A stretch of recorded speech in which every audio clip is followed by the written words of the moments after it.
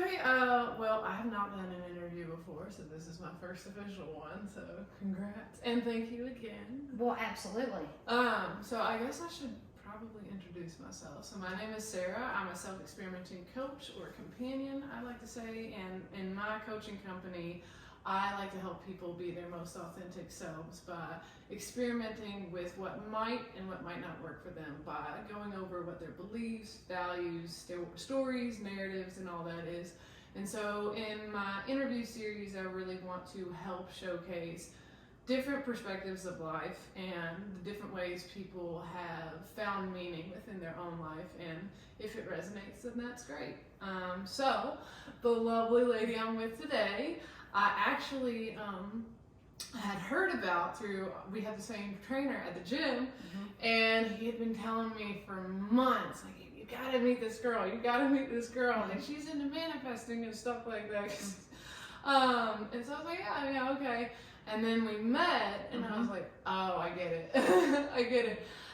So this is the incomparable Miss Paula Swope, among many things, is a Kentucky native, a philanthropist, an author, a speaker, a coach. So why don't you kind of tell me who you are before I just brag all day long? I will. Well, so let's see. I was in fundraising for many, many, many years, and during that time, I raised like $60 million for nonprofits. So I had a remarkable run, right? I mean, and I enjoyed it. I did. I enjoyed it. But I started to feel the burnout from the demands of that business. And I was a grant writer. And so grant writing is a very, very stressful career. I mean, it's not like people just wake up one day and say, oh, I want to be a grant writer. That's not how it happens. Somebody in the workplace figures out that you're good at it, and the next thing you know, you're writing those grants. And so I happened to be good at it. And so I had a long, fruitful career at working with nonprofits. But again, started feeling the burnout. The demands are just unrealistic, and it will keep you awake at night. And the stress just really got to be too much. And so what I really wanted to always do is I wanted to be an author, because I loved to write and I loved to help people. And it's like I couldn't figure out how to combine those two things, to make a living. And so the grant writing fulfilled that. But grant writing is technical writing, and you can't be that creative, and you kind of got to beat to a drum, and it's very rigid and blah, blah, blah. I mean, it's just like all day, it's like bureaucratic red tape. That's what you're doing. And so that piece of the work just didn't motivate me anymore. And so I decided to take a huge leap of faith, and I resigned from that career, as I have done so many times in my past, in May of 2021. And so that's when I started this business that I have now. And I have written, of course, we're going to get to this stuff in the interview, but at this point, I have written a couple of books. We'll talk more about that later. And I'm just dabbling in what I love to do and letting that just trickle down and, help other people. And so where I stand right now, and my business is still not fully branded, and not to sound cliche, but it's like you've heard the saying, you're flying the plane as you're building it, and that's basically what I'm doing. But I'm learning a whole lot through that strategy. And so I'm teaching meditation. I have designed tons of programs and services just based off of those books. And so I'm just kind of finding my way into this new world, and it has been quite the journey. And there's so much from what you just said that I'm like, oh, there's like another question that I could, because I'd love to talk about like meditation and stuff if we have the time. Oh, yeah. Also, I should mention that I will be looking off a script because this is my first interview. Well, and, I mean, I'll pay attention. yeah, and plus we're Midwesterners, Southerners, so if I don't, then we will never Just get through this way, interview. Yeah, get way off track. Yeah. It'll never happen. So thank you for your introduction, though. That's Yeah, sure. lovely. You're really captivating when you speak. I was like thinking of that when we were talking in the kitchen too. I was like, wow. Oh, thank you. I'm not one to give out compliments just because I'm like, I'm gonna gas you up real quick. So you had called yourself a former conformer, and I would like to know, what are you referring to with that, and how would you describe yourself before your spiritual awakening, and what was your life like before you started living on purpose and using the law of attraction? So I'll kick this off by saying I wasn't raised in poverty, but I was raised by two people that were raised in poverty. And I grew up in a rural area, and just geographically speaking, it's like in this area, the moment that you come into the world, you're at a disadvantage because property is just rampant, And certain belief systems accompany poverty. And I call this the poverty invaded mindset. And I inherited that from my parents. I adopted their belief systems, and there is one thing that all people with a poverty invaded mindset have. They expect defeat. That's the one thing that people that have been touched by poverty, whether directly or indirectly like me, that's what they have in common. They expect defeat. And there's actually empirical data to back up that claim I just made. So I can remember being ruled by that expectation of defeat as early on as elementary school, okay? And now what that does to a person is it causes them to live in fear. Like, for instance, I remember being just worried out of my mind when I would take a field trip in school, just anticipating what horrible thing could happen. While all my peers were just excited and having a great time, and there I sat just worried to death. And so I carried that expectation of defeat with me from childhood on into adulthood. And the field trip thing is a tiny, very tiny example, but it's a great one because it illustrates how fear was already living comfortably in my subconscious and controlling my behaviors. I didn't freaking know it. I didn't understand it and realize it. And so this expectation of defeat just spiraled into every aspect of my existence. And it's like I was taught that money is really hard to come by and that men are the only ones that are capable of making large amounts of money. So by the time that I was a teenager, I believed that I was going to have to work in any job that I could find, whether I liked it or not, and that I needed to bow down to that employer and do whatever I had to do to just keep that job. And I'm a person that don't fence me in. If you stick me behind a desk and tell me that I've got to stay there from 8 a.m. to 5 p.m., I'm going to have like the motivational levels of a person on death row. It's not happening with someone like myself. And so everything that I was taught to believe went against who I truly am.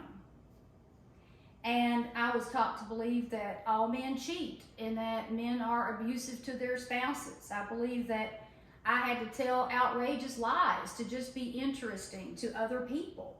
And so that just started a whole other, chain of self-sabotaging behaviors. And I suffered from it. And I can keep going on and on and on about these belief systems, but the reason I'm including all this into this question because it is heavily tied to this former conformer thing. So these belief systems led to toxic relationships. One right after another. It's almost like if there was a narcissistic asshole within a 50-mile radius, get me. I'm here. I want this karmic contract with you.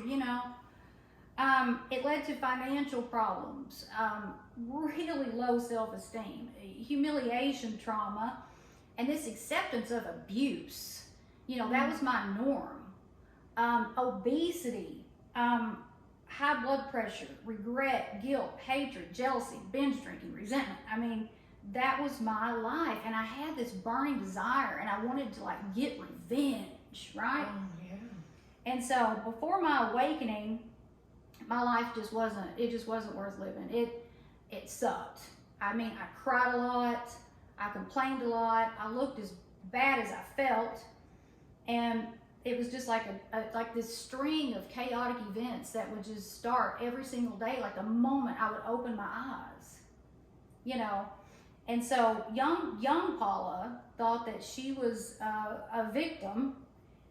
I was completely controlled by my parents, but I refused to take responsibility for myself. Nobody ever taught me that. So that was before my awakening. So after my awakening, I realized that I wasn't raised to really be self-reliant. I was raised to believe that I wasn't capable of being self-reliant. So that's where I adopted, well, I can't. Anytime anybody would mention an opportunity or I would think about something I really wanted to do, first thought, I can't. So my father is a true self-made millionaire, and the fact that he's accomplished what he has accomplished is miraculous, because he beat the deepest poverty that, I mean, anybody could possibly imagine, and I'm very proud of him for doing that, and I give him full credit for that. However, he only beat it monetarily speaking. He didn't beat the fear, and he repeated patterns of abuse because that's all he knew. So all of that trickled down to me, and controlling people was one of his preferred methods of abuse, and I was at the very top of that list, and I was totally dependent on him for all of my resources. It's like he was my puppet master, and he enjoyed controlling me. He enjoyed it. He threatened to take my car away all the time. He threatened to cut off my health insurance all the time. I mean, it was just something all the time. And I gave him exactly what he wanted. I cried and I begged because I truly believed I was powerless. I was conforming. So it was my norm to wake up in the mornings and to these scathing voicemails from him. And so I was in fight or flight mode like the moment that I woke up. And this went on and on and on. I mean, for years. And so all I was doing was I was conforming to everything that I was expected to do. And so when I broke out of all of that, I stopped conforming. And so that's why I call myself a former conformer. Because anytime that we go against who we truly are, then we're conforming to what somebody else wants us to be. And at about 29 years old, I said, no, no. And that's when everything took a turn. Oh, I loved all of that. Oh, I guess I'm just going to have to keep saying that, but thank you for sharing. Oh, yeah. There's so many interesting points that you made. Like, one, how an event that happened, like, how old were you during that field trip? I can remember going on a field trip like in the 3rd grade. So like about 8 or 9. And you were already in that mentality of fear. Oh yeah. Things. Oh yeah.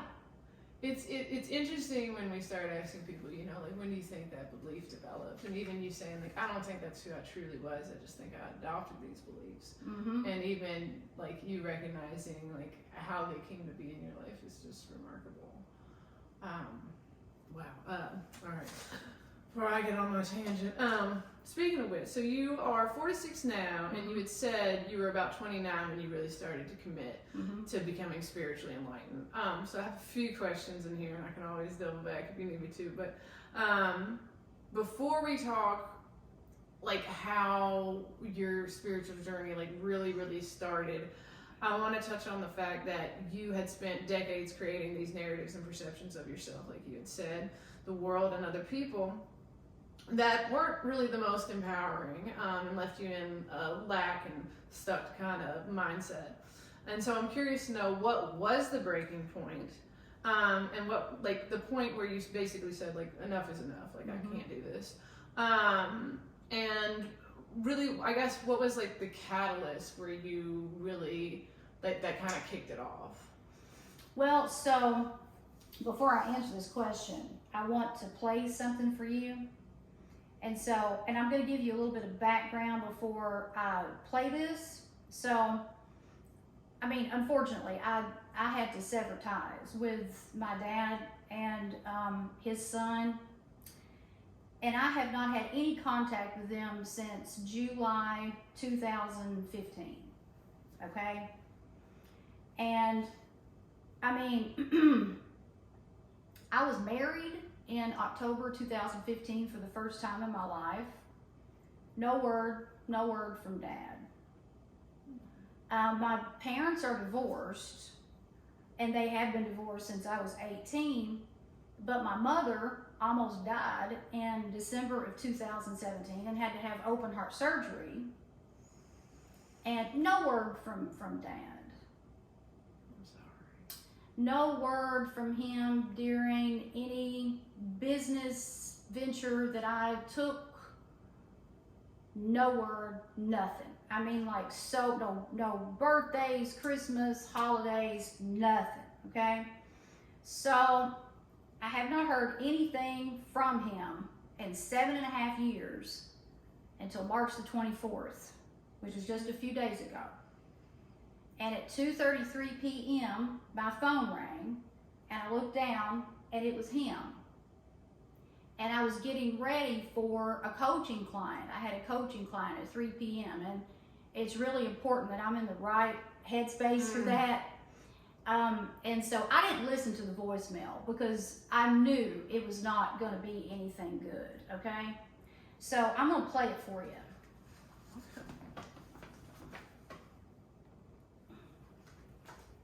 Young lady, you just lost your daddy, and you're the most lying bitch that I have ever heard in my damn life.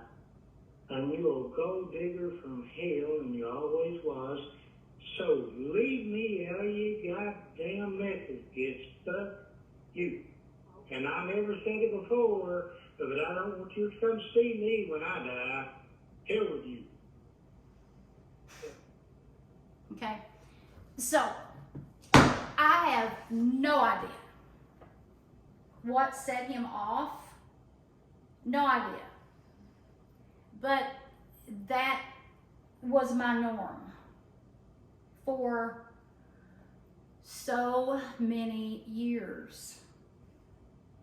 And so it's not like there was necessarily one breaking point. That's like a metaphor for all of it, because that was just my norm. And so, and I don't really, I mean, that's just, I mean, that's his go-to. Well, you're a liar, you know? He just, because he's somebody, I mean, this person raised me. True narcissist, he will treat people horribly, but how dare you talk about it, right? And so when you talk about it, then he goes to, well, you're lying on me.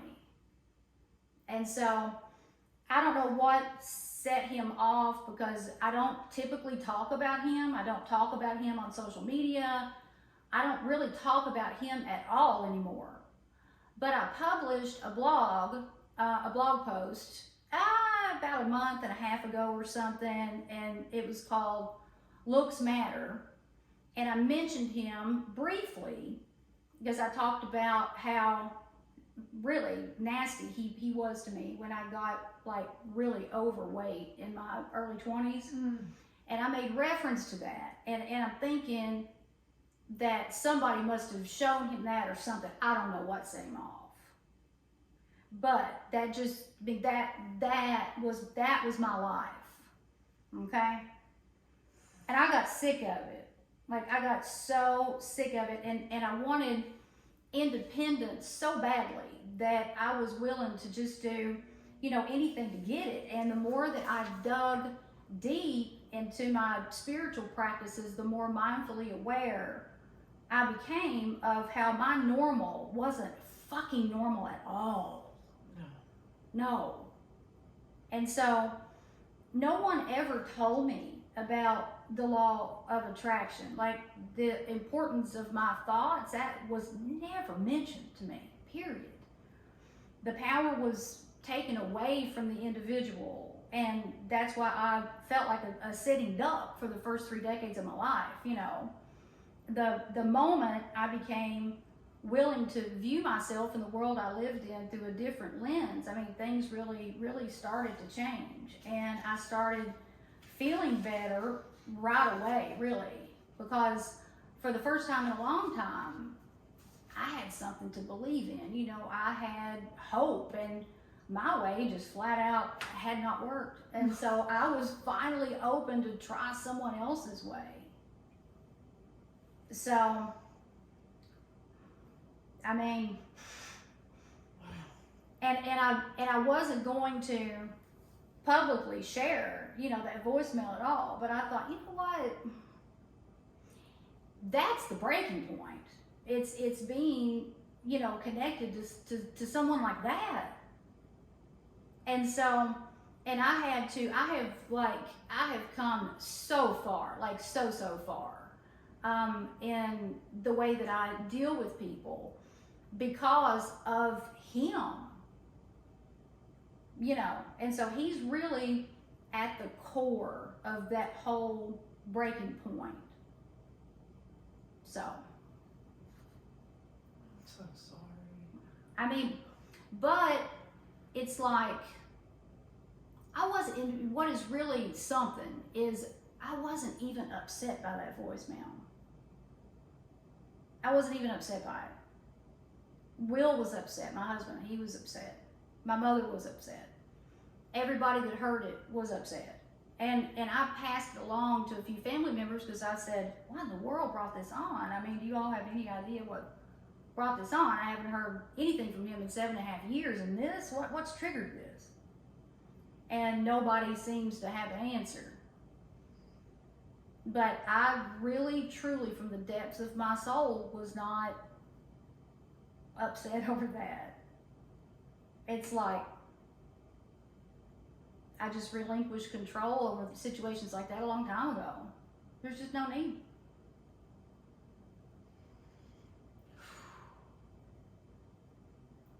Thank you. So much to say.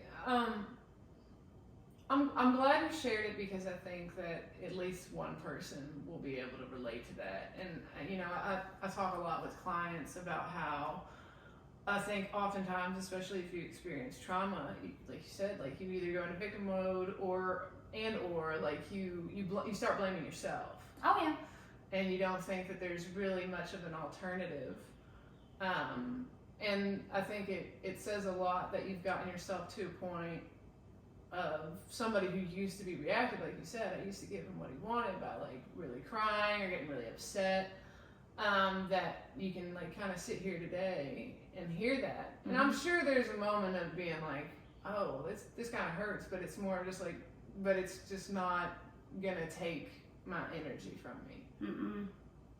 That's marvelous. But it was a test, and I passed it because in the past, when I would get those voicemails, I would behave the same way every time. Like I would shake. I would start shaking, from the inside out, and my face would start burning red, and I would go from, devastation to fear to anger to desperation, and then I would conform. Then I would call him and cry and beg, and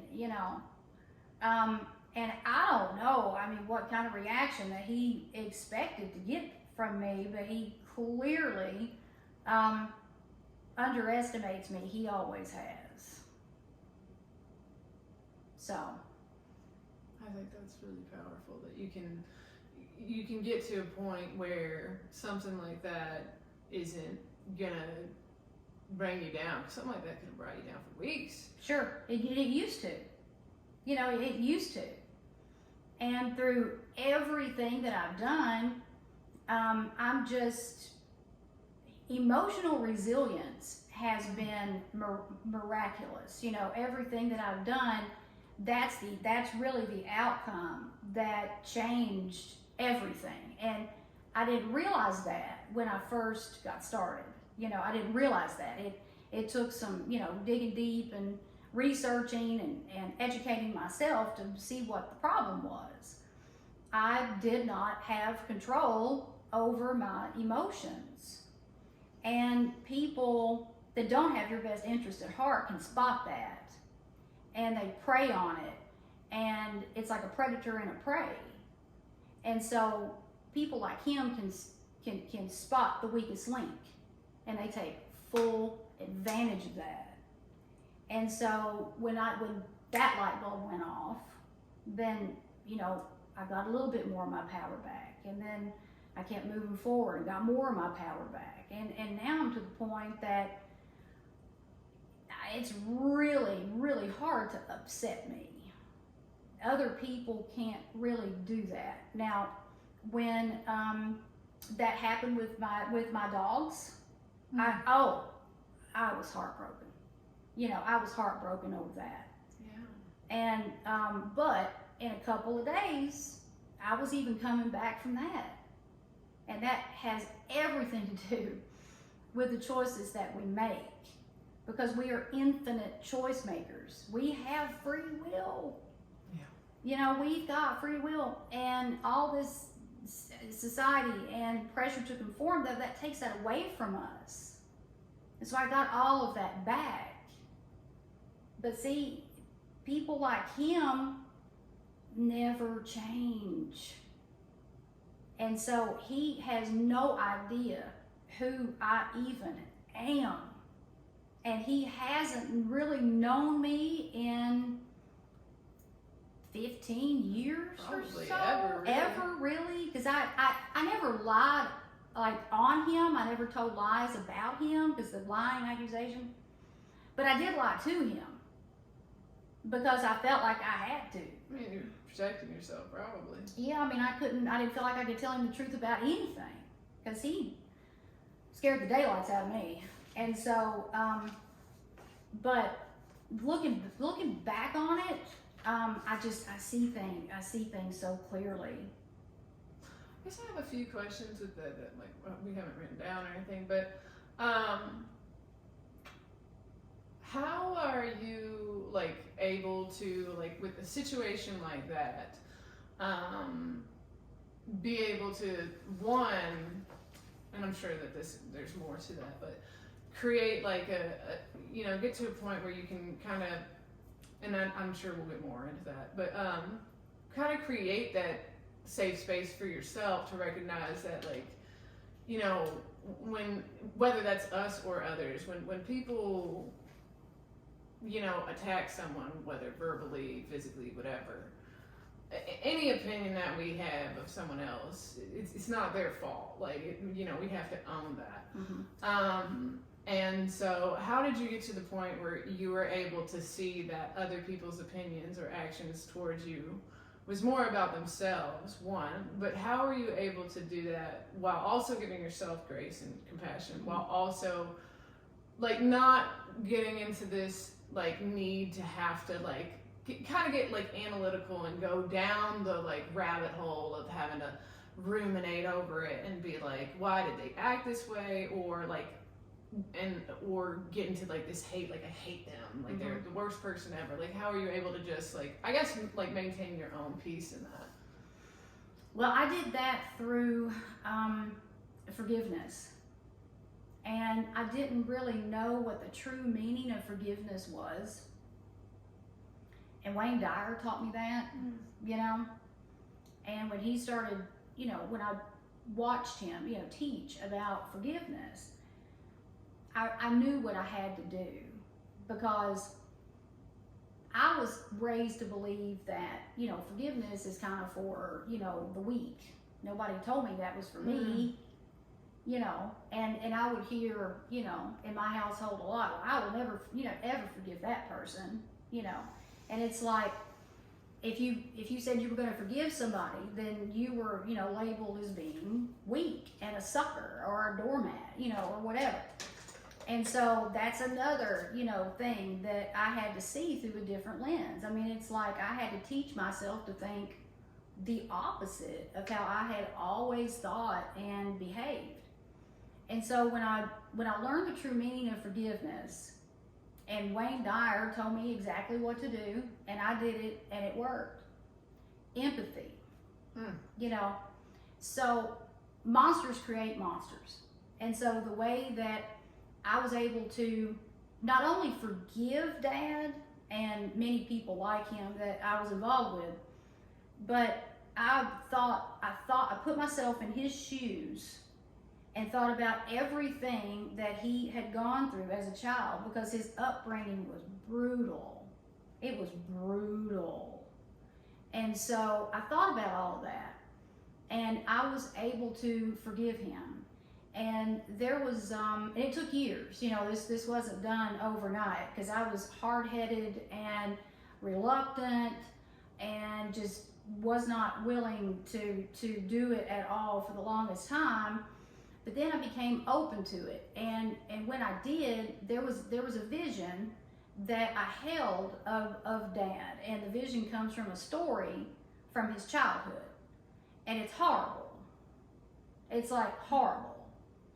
And so I held that in my head, you know, even as painful as it was to think about that for me, I was able to possess more love for him through empathy. And that's hard to do when you're dealing with somebody that doesn't give a shit about how you feel. You know, it's a true test. So it took a long time to work through that, but I did. And then I just started behaving that way with everybody, including myself. And then now more recently, I have been studying under Deepak Chopra at the Chopra Center. He talks about this a lot. And he has taught me that, you know, we are all from the same source, right? I mean, we're all from the same source. And I learned that years ago, but he puts a bit of a different twist on it. He's like, everything you look at is you know. We are the universe, you know, we are the creators. And so if you hate somebody and you refuse to forgive them, it's like fighting with your own hands, right? And so now I'm keenly, you know, mindfully aware of that.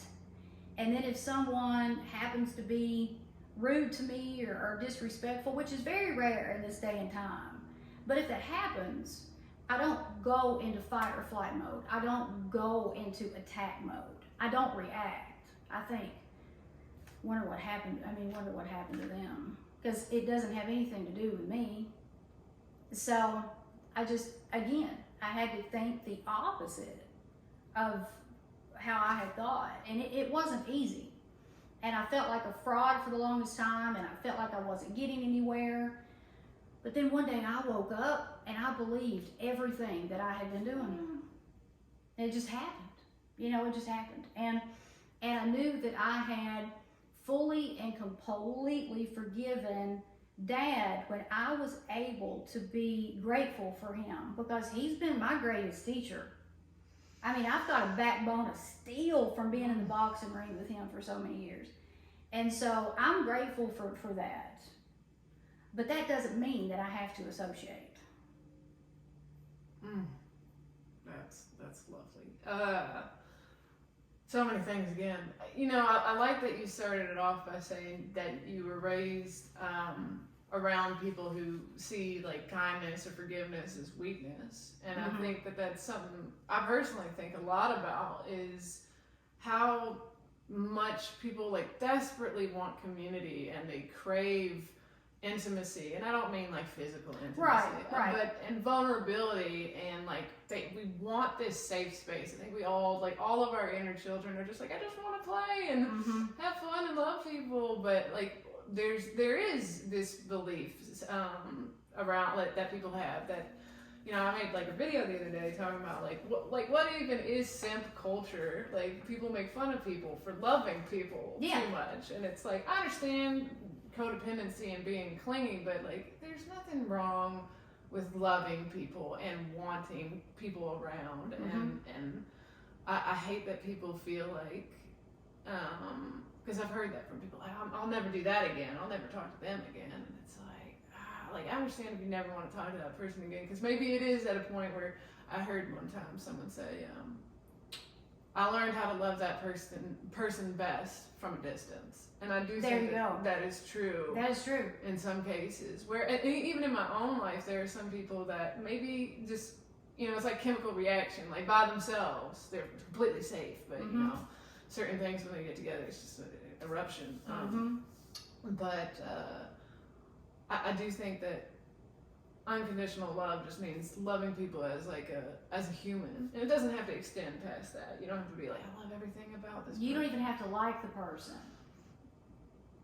I mean, and that was like, I mean, I can, you know, totally, you know, love and not like the person and not want to be around somebody. I mean, we're not meant to be around everybody.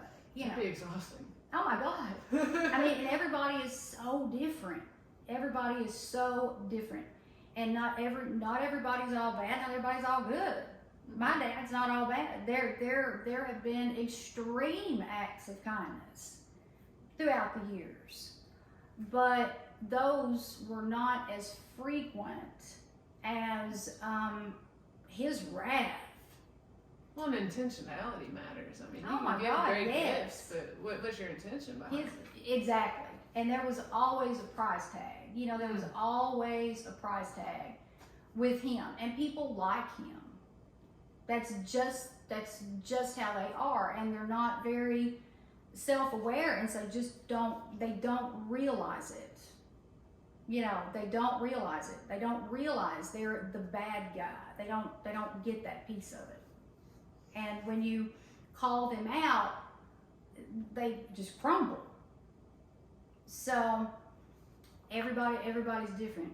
And so I have just learned to keep that in mind and not take anything personal ever, because it's not real anyway. No, it's not. So, seems like it, but it's really not. Wow, there's a lot that I can get on that. I'm also trying, I'm like, okay. All right, well, thank you for that. Seriously. Yeah. Okay, so speaking of which, I said, so we all have big moments in our lives that lead to a significant change. And I remember during a previous conversation that you had mentioned an event, which at the time may have seemed small, but basically led to a spiritual awakening and how you view yourself in the world. So with that said, could you tell me a little bit about your late 20s and finding Wayne Dyer? Oh yeah.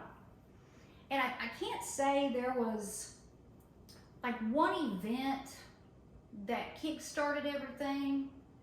It was more like a chain of events of just the same old abusive shit. I would meet different people, but they all acted the same and they all treated me the same. And so I was just stuck in this pattern of just bullshit. And when you're raised in a toxic environment and you live in fear for years and years and years, that fear manifests into people, places, and things that you don't want. And so everything about my physical reality was made up of people, places, and things that I did not want. And so if I had to narrow it down to one thing, it was consistently watching other people get what they wanted while I ended up empty-handed 10 times out of 10. And I was very resentful of people who had loving, supportive parents. I mean, and that, you know, because I blamed everyone for my misfortune and misery, and it was Wayne Dyer that finally got through my thick head. You know, it was him. And the truth was that I had created all of it, every stinking ounce of it. And so I took responsibility for everything that I had done to contribute to the shitty life. And that was a big moment for me, because I had very, very little emotional intelligence. You know, growing up with my parents, both of them scared to death. You know, Dad just, you know, was disguised as somebody that wasn't scared of nothing when he's afraid of everything, and hides behind his Rolex watch because he feels like that watch makes him better than everybody in the room. But that is so fleeting and stupid, because someone like that, the moment that somebody comes in and has a better watch, well, that confidence goes and they're on the hunt for something else. And so when you're like that, you are never truly happy, you know? And so it took Wayne Dyer making me realize that before I could break out of that pattern. And the way that I thought and the way that I felt caused me to be jealous, a very jealous person. And that would just eat at me all the time. And about the history of Wayne Dyer, I was thinking about this yesterday, and I really cannot remember the very first book, but it was one of two. It was either The Power of Intention or Change Your Thoughts, Change Your Life.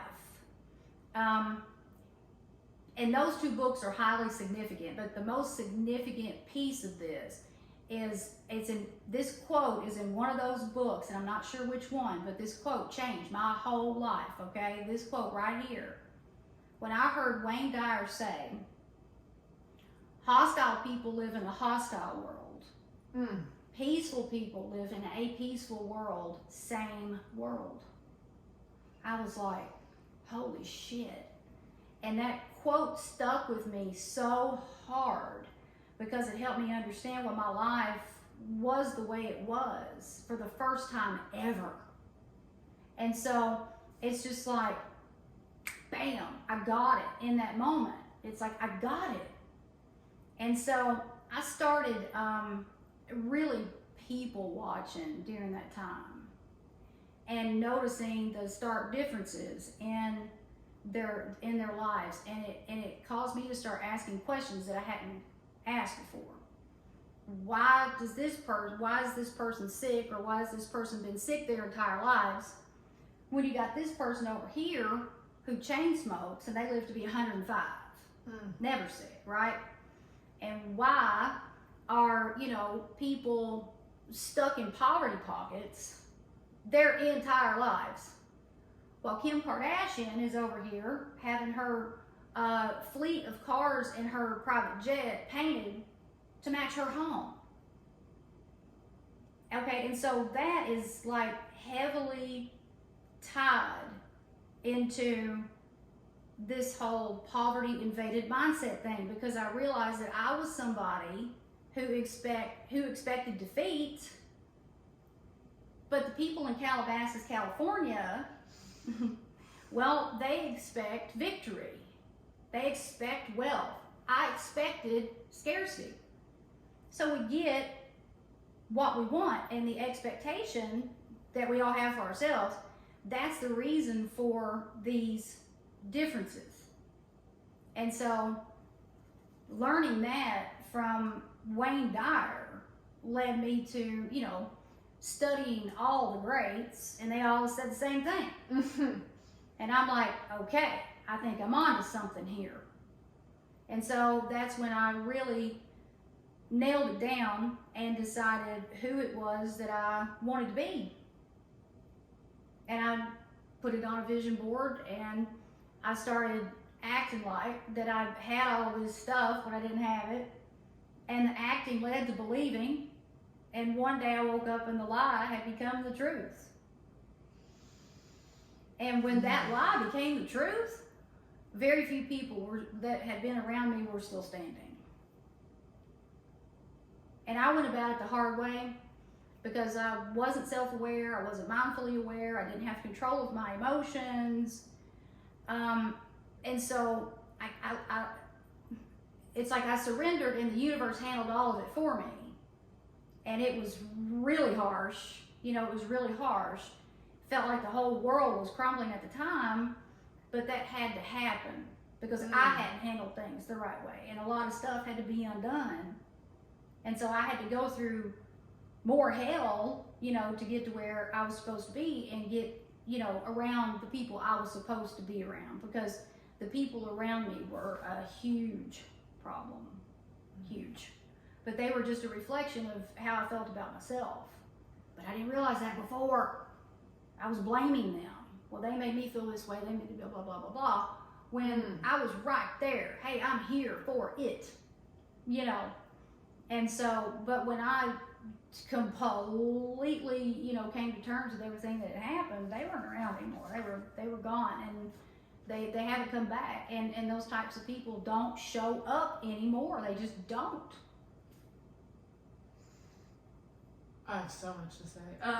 I love the distinction you just made in saying, because you started off kind of saying that like the world is a mirror, and what we see in others is usually just something we see in ourselves. Or you might have brought that up in the last question. I can't remember. Yeah.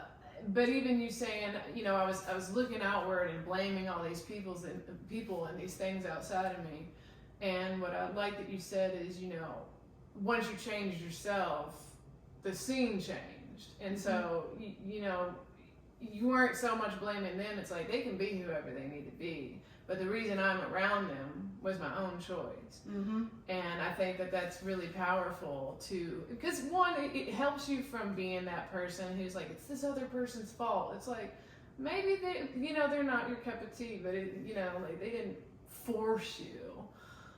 So I like that distinction, but also with that, there's a question, because I've thought about this a lot, like the past year, in myself in regards to other people, is I think in regards to shame and taking accountability. Mm-hmm. I think for so long, people associate shame or accountability, like self-accountability, with shame, because a lot of the times when you're younger, and even in the most healthy childhoods, if you get into school or you meet other people, if you get in trouble at school, say, well, why do you do that? And you're honest with them and you tell them, and you still get punished. So you might slowly but surely realize, like, well, what even is the benefit of being honest?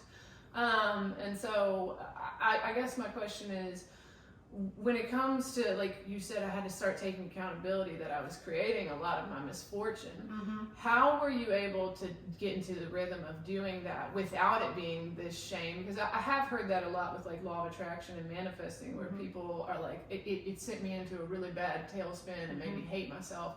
And I wonder if that's just because the way that they were taking accountability, if it was coming from a place of shame and not a place of like, well, if I know that I got myself here, I know I can get myself out. The way that I naturally started ditching the self-hate and the self-sabotage, the more my awareness expanded, and I started operating from like a higher level of consciousness. And so it's like I was able to, what's the best way to explain this? Sit back and watch like as an experiencer of my experience. And as kids, we come into the world, and we are brainwashed and messed up before we have a clue what's happened. And that's how I extended kindness to myself. Although I was taking responsibility for not ever taking responsibility, really, I was able to treat myself with kindness because I inherited all that. And my subconscious mind was a freaking landfill you know, by the time I was, again, in elementary school, middle school, and it just kept building and building and building. And I don't see that as necessarily any real fault of my own. It's just like it wasn't my dad's fault that he was born into the situation that he was born into. It wasn't my mom's fault that she was born into the situation that she was born into. And I think that when people are at fault is when they don't catch it and they don't do anything about it. And they continue to pass this along generation after generation after generation until you got a whole family tree that's just full of nothing but hate. And so somebody has got to interrupt that. And I did that. You know, I'm the person in my immediate family that did that. And so that's how I was able to see myself through a different light, because I did blame myself when I first got on this path in a big freaking way. And when I got in on the whole forgiveness piece of the inner work that I did, I was number one on that list. You know, I was the first person that I had to forgive because I was pretty hard on myself. And so, and that just all came along with it. But it was a good thing because I was dealing with all that for the first time ever. And if I hadn't, I wouldn't have been able to clear it out. And then there's another theory that I would like to mention, and I'm not fully educated on this at all. But there's reincarnation. There's past life trauma. And I have been exploring that recently. And so according to an Akashic Records expert or a shadow worker, you know, they're going to say, well, you asked for all of this. You know, you've carried this over from a past life, and you're here to learn these lessons, and you asked for all of that. Now, I'm exploring that theory, and there's parts of it that I do believe. And so if that's the case, then I came into this world and all of that was supposed to happen. And so if it was supposed to happen, then I can't be mad at myself. So, but the part of the whole forgiveness process with me, again, was just seeing myself opposite and everything opposite as I had my whole life, you know, for 3 decades. Because, like, again, my way, it wasn't working, you know. And so that's how I did it. Wow. Yeah.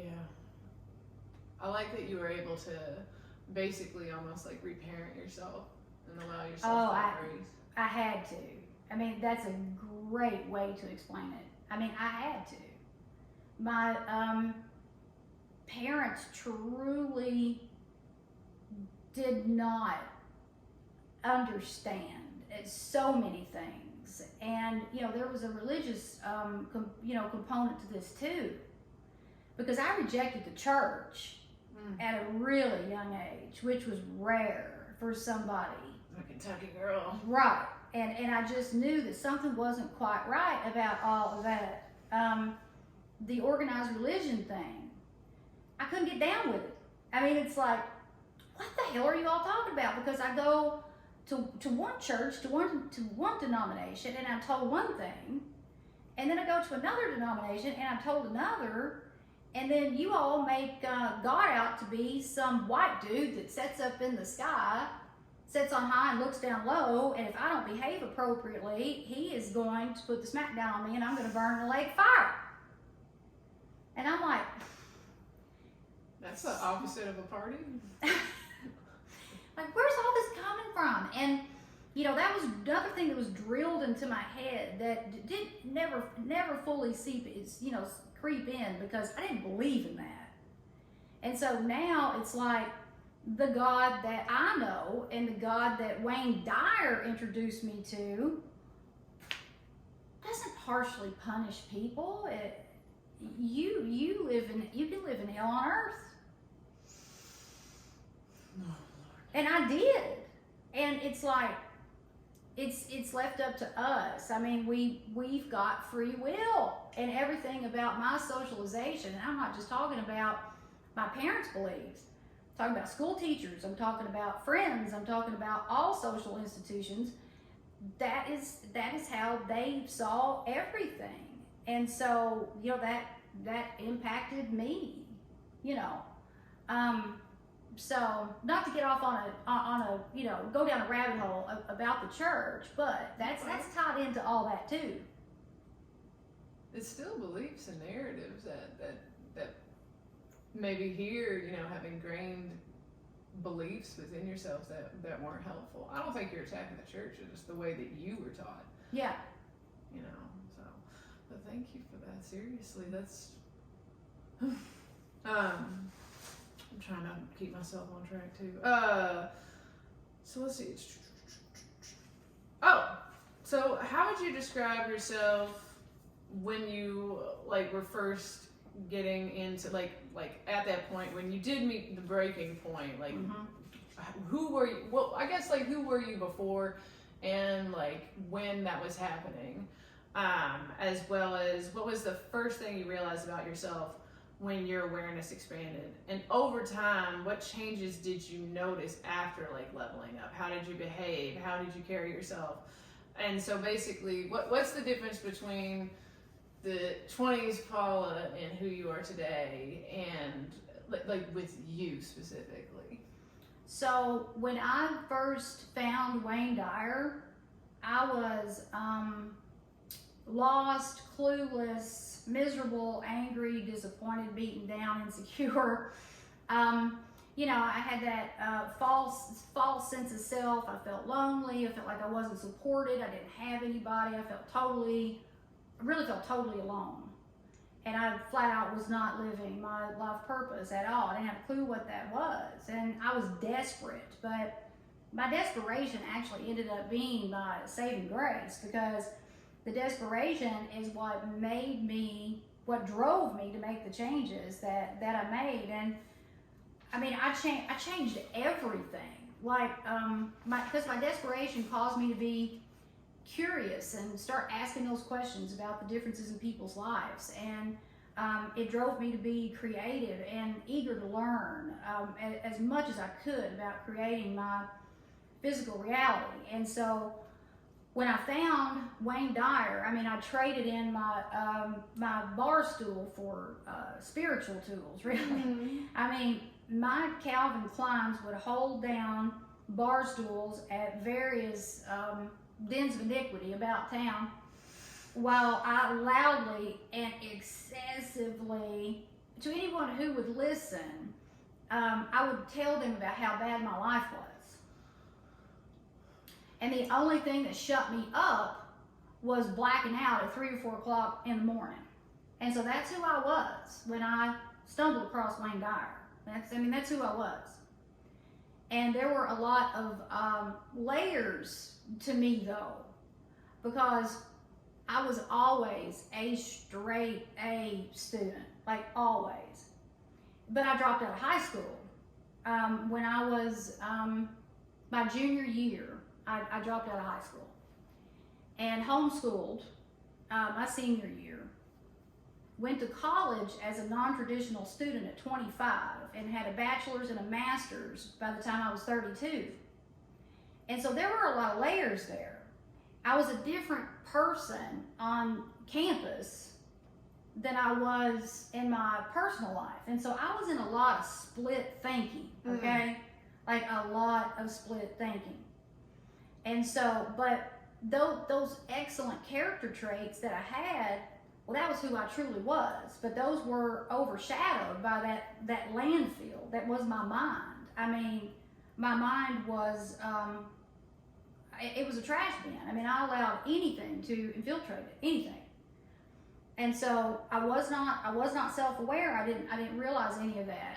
I was ignorant, and I self-sabotaged. But something was always like pecking me on my shoulder, you know, kind of saying, Paula, you know, you really don't belong here. You know, you don't belong here.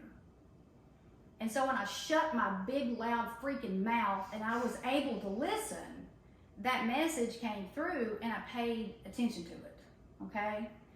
And so that's when I noticed that I had stopped reacting to all those things that had triggered me for so long. And it was coming to that alone within itself was a complete miracle. And so me coming to the conclusion of realizing I flat out was not in the right place at the right time with the right people. I was not where I was supposed to be, okay? That's when I got the big picture and my awareness expanded. And so my temper was notorious. Like, I had a really, really bad temper. And I reacted to, everything. My whole life, it was like sands through the hourglass. It was all day long. It was just this chaotic mess. And that just turned me into being like a narcissistic person's dream. I touched on that a little bit more earlier. Or I meant to say I touched on that earlier. But the people, places, and things that like triggered me my whole life suddenly didn't trigger me anymore. It's just like getting that voicemail the other day. I really wasn't that fazed by that voicemail.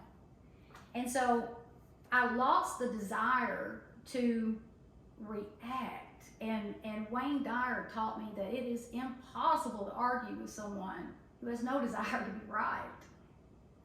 And so as my awareness expanded, I became that person. I just didn't have a desire to argue and fight with people anymore. I just didn't. And so through the spiritual practices, my emotional intelligence strengthened, and that's what helped me become more self-aware. And awareness is always the first step in this process, always. And so those are the things I realized about myself. And at that point in my life, I was able to do something that I really didn't think was possible, and that was the forgiveness piece of the work. And so, a person who is highly emotionally intelligent is powerful, more powerful than somebody with an Einstein level IQ, because that's tied to everything, because we can see those people, places, and things with empathy versus judgment. And I used to be a really, really, really judgmental person. I was taught to act like that. And so, we can possess empathy for someone, like I said earlier, who has done us wrong. We've solved 95% of our problems right there. And so those are the things that, those are the highlights that I realized about myself, from teenage Paula, 20s Paula, up into 30s Paula, and then now, and those same concepts still stand and guide me daily.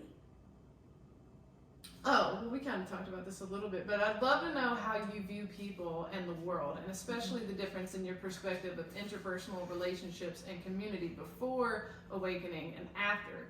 And with that, I'd love to know, how did the closest people to you react to the changes you made, and how did you adjust to the changes in the way that people interacted with you after the fact? Yeah, that's an awesome question. So I'll go back to how people behave that are socialized to live in fear, okay? And so there's a personality trait that comes along with that fear that encourages like a backstabbing kind of culture, all right? And so growing up, the norm was to just talk about everybody behind their backs, and everyone around me was harshly critical of others. And so I adopted that backstabbing way of life by the time I was early on in elementary school. Again, I'd say 7, 8 years old. I was acting like that. And so, and I just thought that was normal. And so this ignorance accompanies the poverty invaded mindset, because people who have that type of mindset don't trust anybody, don't trust anyone. Everybody is out to get them, and there's a hierarchy in life because God blesses some people more than others. So for those who have been, blessed by God, well, I was taught that, well, I needed to be jealous of them and judge them because life's not fair, and I had to just not be chosen for that role. It's ridiculous. So I was socialized to believe that I was superior basically to anyone that was different from me.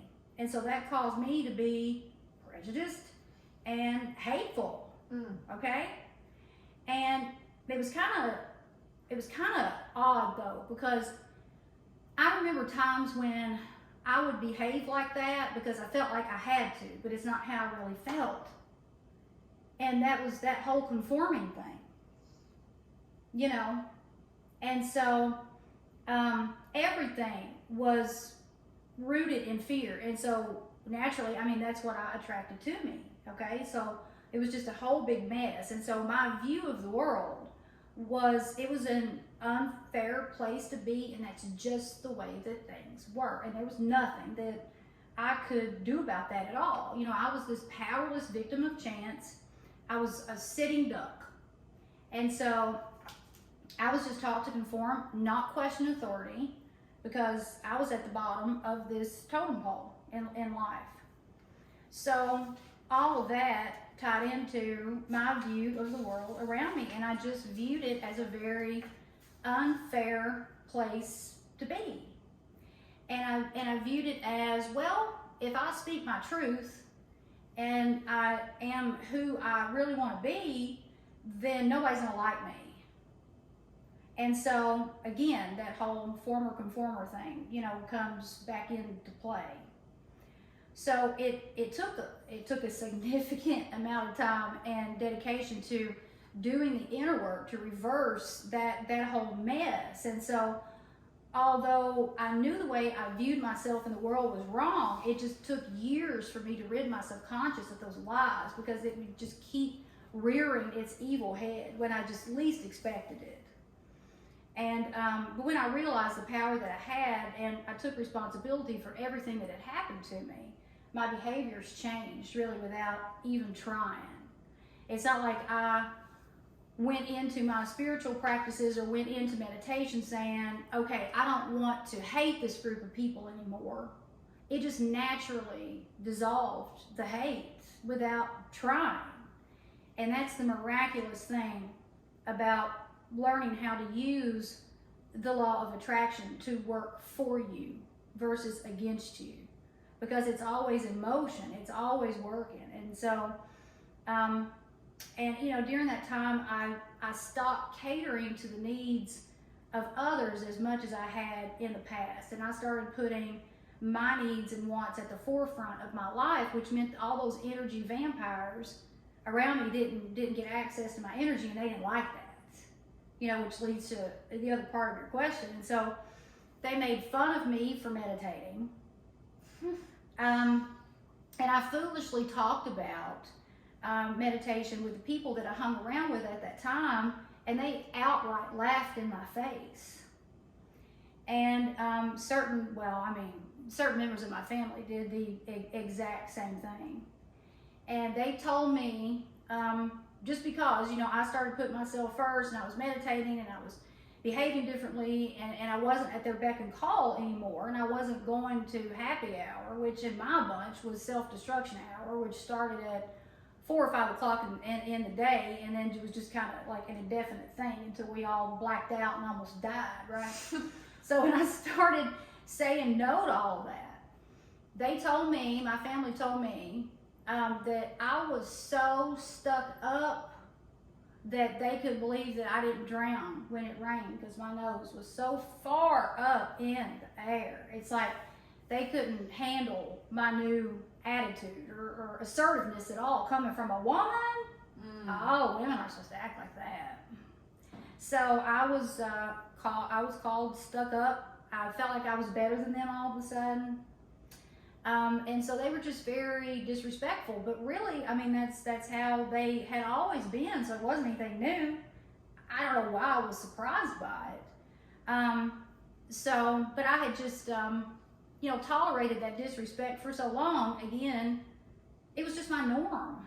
And so that's how the people behaved when I changed. But when I leveled up, I wasn't an energetic match for those people anymore. Not everybody is made to level up with us, and not everybody is there to help us get to the next level.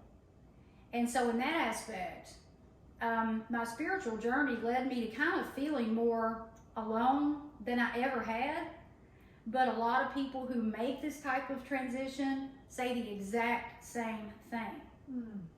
But I got to the point that I finally realized I wasn't alone at all. Like I was seeking my sources for power and truth and everything outside of myself. When I took it within, I realized I wasn't alone at all. I had the most powerful freaking partner in the world.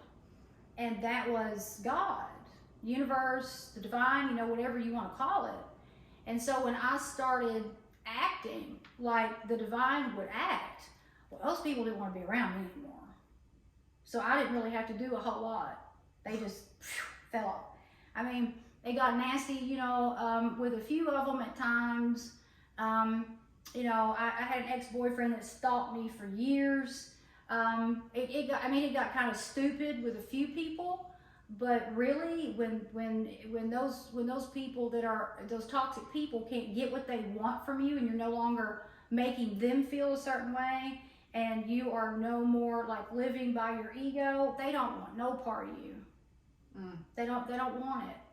And so the people that are still standing, they truly care about me, and I know that. But there's a handful. I mean, truly a handful of people.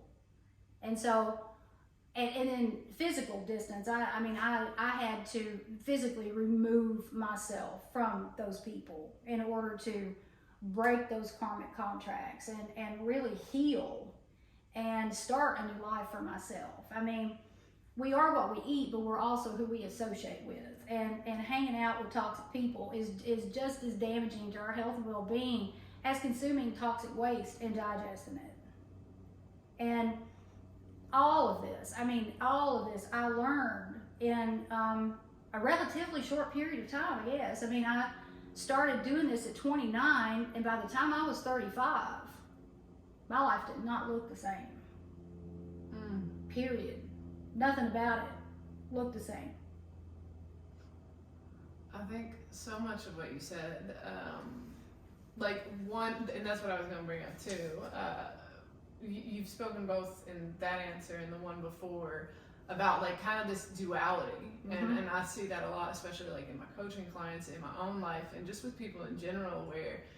And especially I feel like the more that you like open yourself up more spiritually or in healing, whatever type of arena you want to call it, because I think they're kind of interconnected usually, but you start to kind of see people's masks and who they really are, and them trying to fight it. Like even with you saying, like with your dad, how he would hide behind these materials or money, but deep down inside he was afraid. And I think that's another thing I wanted to bring up, is not only are people, they don't want to forgive, like that's seen as weak, but I think people think that it's weak to admit when you don't know something and when you're afraid. And I think that takes a lot of strength to be like, I am scared right now. Oh, yes. But I think it's interesting when you can look at people and you can see like, that's not actually you, like, and maybe that kind of goes into what you were saying about forgiveness, is you can kind of see people and be like that's you, that's how you're acting, and I don't have to stick around you and wait for the authentic person of you to come out, because it might not ever.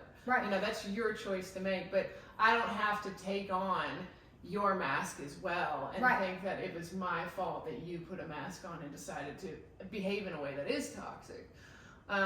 And there was something I was going to say about that, but it has just left the building. But I do like what you're saying about duality, how there was like this push and pull within you in so many different areas of your life where you knew that there was this authentic part of you, but you felt so compelled to like feed into this like disingenuous version of yourself. Yeah. And there was a second thing you had mentioned But that'll have to be brought up again at some point. Oh, I'm sure it'll come up. It will. Yeah. Okay, let's see. After that, so I would like to talk more in depth about present day Paula and how you got from 29-year-old you going through this huge transformation spiritually and healing to being where you are today with your own company, a book on the way, living a life of love, peace, abundance. And so I have a few questions. Yeah. How would you describe what living on purpose means to you? Mm-hmm. How does it relate to the law of attraction and metaphysics? And to add to that, could you give me a concrete example of a time in your life before you started this living on purpose lifestyle, and maybe even how you felt like you were manifesting what you were experiencing prior to your awakening at 29? And then also a concrete example of how living on purpose has helped you manifest after your awakening and coming into your authenticity. And we can break these all down one at a time. So I'll say, how would you describe what living on purpose means to you currently, and how does it relate to the law of attraction and metaphysics? So, living on purpose is the absolute opposite of how I used to live, because I used to just live by chance. Okay? And so I'm no longer a sitting duck, because I'm mindfully aware at all times what I'm doing, thinking, saying, feeling. And living on purpose means we deliberately co-create our worlds our way with the universe as our silent partner. And so my thoughts, words, and actions are all strategic, because I know how to make the law of attraction work for me now versus against me. And so living by chance, you risk the law of attraction giving you tons of things that you don't want. And the law of attraction explained, like, in the simplest way possible, is we are what we think we are, right? And so every energy we put out there consistently comes back to us in like kind. It's the law of karma. And so before my spiritual awakening, the energies that I put out in the quantum field were all low energies, you know.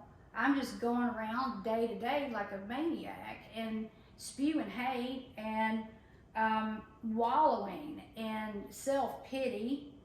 And so if you feel, now I want to clarify something. If you feel jealousy every once in a while, and it's just like a fleeting moment, like I'll see Jennifer Lopez and be like, damn it. You know, damn it. If it's just like a split second, then you're not doing much harm. But if you are overcome by that day in and day out to the point that it turns into hate, but I mean, I think jealousy and hatred are interchangeable terms because it's basically the same thing. And so if you are going around all the time, mad, hateful, resentful, jealous, bitter, seeking revenge, you are in a metric shit ton of shit, because that is going to come back to you in ways that you never, ever thought that it would. And, you know, shame will manifest bad things more than any other energy. And I was absolutely ashamed of so many things. And then that led to a lot of lying about my situation to try and act like everything was okay when it wasn't. And so, I mean, I used to, and this is all tied into living on purpose and the law of attraction, metaphysics, quantum physics. And I used to joke around with people and say, I have been put on this earth to be tormented. And it got a lot of laughs. And so I kept saying that. I said it for years, and I believed it. And so that statement came back to bite me more times than I could possibly imagine. It's like an order to the universe. It is. And I couldn't even go to a restaurant without something stupid happening. It was never a pleasant experience, ever. In 1999, my dad sent me on a glorious 6-week trip to Europe. And I went with best friend of mine. And although we were together 24/7 for about 6 weeks doing all the same things, her experience was totally different from mine. Because I went into that trip fearful, worried, expecting worst case scenario. I was convinced my plane was going to crash. And when I got to Europe, chaos. Nobody else's luggage got lost. Mine was lost. I didn't get it for 3 weeks. I got ran over by a bicyclist in Amsterdam. I got to take my pigeons at San Marco Square in Italy. It was one stupid thing after another. And it was funny. I mean, it was funny. But that is just an example of how it will come back to you. And it will come back to you in more serious ways too.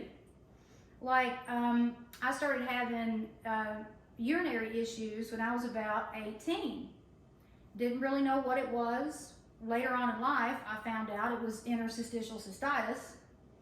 And there are studies that show, there's women, that's more common in women than men. And so empirical data show that women, a vast majority of women who have been diagnosed with interstitial cystitis have endured abuse for extended periods of time. And so it's all about, and I know that that's why I developed it. I know it is. And so it's all about this, with the living on purpose and the law of attraction, it's all about being consistency. It's the repetitiveness of thoughts and feelings and behaviors that ultimately manifest out in this big quantum field out here. And so all this stuff, we're putting out there, it creates the physical reality. And so that's where living on purpose comes into play versus living by chance. So the day that I learned about the law of attraction really is the day, it was the first real day of living a life that was worth living. It was totally new to me. I had never, ever heard about that before, ever. And so for the first time in a long time, I was enthusiastic about these opportunities that, I was pulling out, and I took that enthusiasm with me. And I started using the enthusiasm during my envisioning. And I was, deliberately doing that to co-create my world my way. And it was during that time I turned my closet into a meditation space, okay? And every day I would lie down in the floor of that closet and I would spend about an hour to an hour and 15 minutes envisioning the life that I wanted for myself. And the life that I had up here looked nothing like my physical reality at that time. And I got so deep into those visions that I would often cry. I mean, just seeing, it was tears of joy, it wasn't pain. And I would come out of those envisioning sessions, I would come out of the closet and I didn't feel the same as I did when I walked in there, because my current physical reality didn't seem real to me anymore, because I was already living the other life. And so that's the technique that I used to escape the hold that Dad had on me. Really, that's the technique that I used to get myself out of the hole. And that was all about living on purpose, because I would script out what I wanted my life to look like, and then I would take my, what I wrote down into the closet and then put it into action. And so that's when I really started living on purpose, because the things that would come to me in my visions would guide my behaviors throughout the day. And that joy that I felt in those sessions, I carried that with me throughout the day. And that helped me to be kinder and more compassionate and less critical. And those great qualities, those innate qualities that I was born with, of being a very kind, generous person who really wanted to give people things and help people started coming to the surface, and I finally started acting on it instead of acting like some asshole, you know. And so that's how it's all connected. You make the decision, you communicate what you want, you strive for excellence. You don't think about the outcome because you trust your silent partner over here's got your back, you know. And so that's what living on purpose is all about, and that's how it's connected to the law of attraction and metaphysics and quantum physics. And the science is there, you know. And I never doubted it, you know. It made sense to me more than anything I ever had. You know, that's why I just dove into it. Religion never made sense. Conforming never made sense, but that made sense. You know, that made sense to me. And I was able to try and figure out why things were the way they were, and it just all made sense. And so I've never looked back, you know. Oh, that's amazing. I thought about a lot as you were saying that too. One thing, there's a quote that I like a lot, and it's by Neville Goddard, and he says, I'm pretty sure, but you can't plant orange seeds and expect apple trees to grow. Right. So I feel that's kind of what you were talking about. Like, I don't know why my life is like this. Right. It's like, I don't know. You planted the wrong seed, I guess. Oh my God. But I also just like that you had like written everything out, and you were taking this time to really envision it. And since you had taken that time and you could see it, it's almost like, you know, your imagination really started to create a reality, and that's literally what came into being. And it's also interesting how it started affecting the way that you moved through the world even before things showed up, just because there was like this confidence of knowing like, well, I've already seen what's gonna happen. Yeah, I was relieved. Yeah, well, it's like when you have a vacation plan. So like if you know you have a vacation in 3 weeks, like you're not as worried. You're like, whatever. Like you know, so people go to work and like their coworker might be getting on their nerves and like, whatever. Like I'm leaving in 2 weeks. This is fine. So that's really awesome. I like that quite a bit. Even talking about the quantum field, that's a whole thing that I could get into. But oh yeah.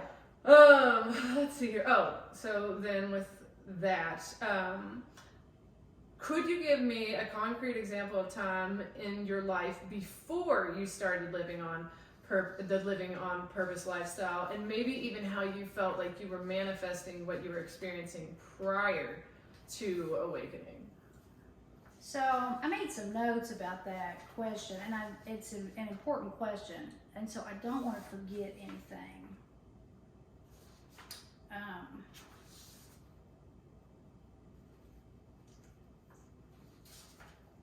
Because it's kind of like you were saying with, not to like insert, but it's just something that like I hear a lot, especially like in interpersonal relationships. But your example of saying like every man cheats, and then it's like being like, why are all of my boyfriends cheating on me? Right, and okay, and so all right, will you say that question to me again? Because there's something that I do not want to miss here. Oh, absolutely. Read it. Let's see here. Have you ever had that type of tea? It literally tastes like a Fruit Loop roll-up. That's insane. Could you give me a concrete example of a time in your life before your awakening and living on purpose, of where you felt like you manifested something that you were experiencing? Okay, like, so even if it wasn't directly like conscious of you, like feeling like you did it on purpose, but like, you know. So looking back, I know without a shadow of a doubt that I manifested all of the people that I dated, okay? And they were all very, very different, but the abuse was similar. And each person had like a different way of abusing you, okay? And every single strategy that they had, I experienced it in childhood. And so looking back, I know without a shadow of a doubt that I manifested all of those relationships and everything that came along with it. And I would, just like you said, I mean, I would start out in a relationship and say, well, there's no need in getting attached to this one because I know he'll cheat. Well, sure enough, that's exactly what happened. Right. You know, so that's a pretty solid, concrete example. So is the interstitial cystitis. You know, that's another concrete example. You know, because it's going to show up in, you know, tangible forms and non-tangible forms. And so those are two really good concrete examples of manifesting something that I wasn't aware that I was doing it. And then once I started living on purpose, well, I mean, every single thing about my life is one big manifestation story. Like the first real manifestation that came to fruition was the start of my financial independence from Dad. And because I was, you know, doing the inner work and practicing forgiveness and seeing things through a different lens, I was able to, again, possess more compassion for him. Like I didn't necessarily want to hurt him anymore or get revenge. And so when I was in the floor of my closet creating miracles, because that's exactly what I did, I saw this scene, like you talked about, you know, the scene work. I saw this scene, and it was how I really wanted it to go with giving him his car back. Like I was constantly threatening to take that car. I mean, it was constant, and I needed it. I was in college. I needed it. And so I saw myself going and buying a car, although I didn't have money to buy a car at that time. I didn't have any money. I didn't have a job and nothing. And so, but I brainwashed myself and saw myself buying the car and it all going very smoothly. I didn't focus on a type of car. I just focused on a car that was new and that I liked, okay? And I saw myself taking his car and returning it to him at his office, walking in the door, handing him the keys, and thanking him for allowing me to use his car, okay? And I felt so strong and powerful and confident and relieved when I would play that out in my mind, that I conjured up all of those emotions that were going to go along with that day. And so that all happened. The only thing that didn't come into play was he happened to not be at his office the day that I returned the car. And so, and I thought about that. And so I prepared a thank you note and I gave that to his secretary. And I mean, he had, you know, trash talked me so bad around that office that she was shocked that I had done that. And I had such a good attitude about it. Yeah, I wasn't crying, scared. Paula, where's Dad? Oh, you know, I walked in there confidently, just as I had envisioned, and I told her what I was there to do, and she said, well, you know, your dad's not here. I said, that's okay. He doesn't have to be. Here's the keys to his car. It's parked out front. Give this to him, please. Thank you. And I just turned around and walked out. And I mean, I felt like as confident as I ever had in my entire life. And I bought that car without a job. It was crazy. And so I was hooked at that moment. I mean, I was hooked. And that's when I knew that I could create anything I wanted. That was my proof. You know, that was my evidence right there. Yeah. How do you like keep the faith? I hear that a lot when I hear about people like trying to learn how to manifest. Is a lot of people kind of lose faith halfway through. Oh yeah, that happens. It's documenting the evidence. I was gonna say I got that email today, and I'll talk about that when we bring up your 30-day challenge. But I wanted to mention that that's something that I've done a lot this past year, and it's really helped. Even like the small things, or even things that I've noticed are like the birds before land, where I'm like, it's cooking.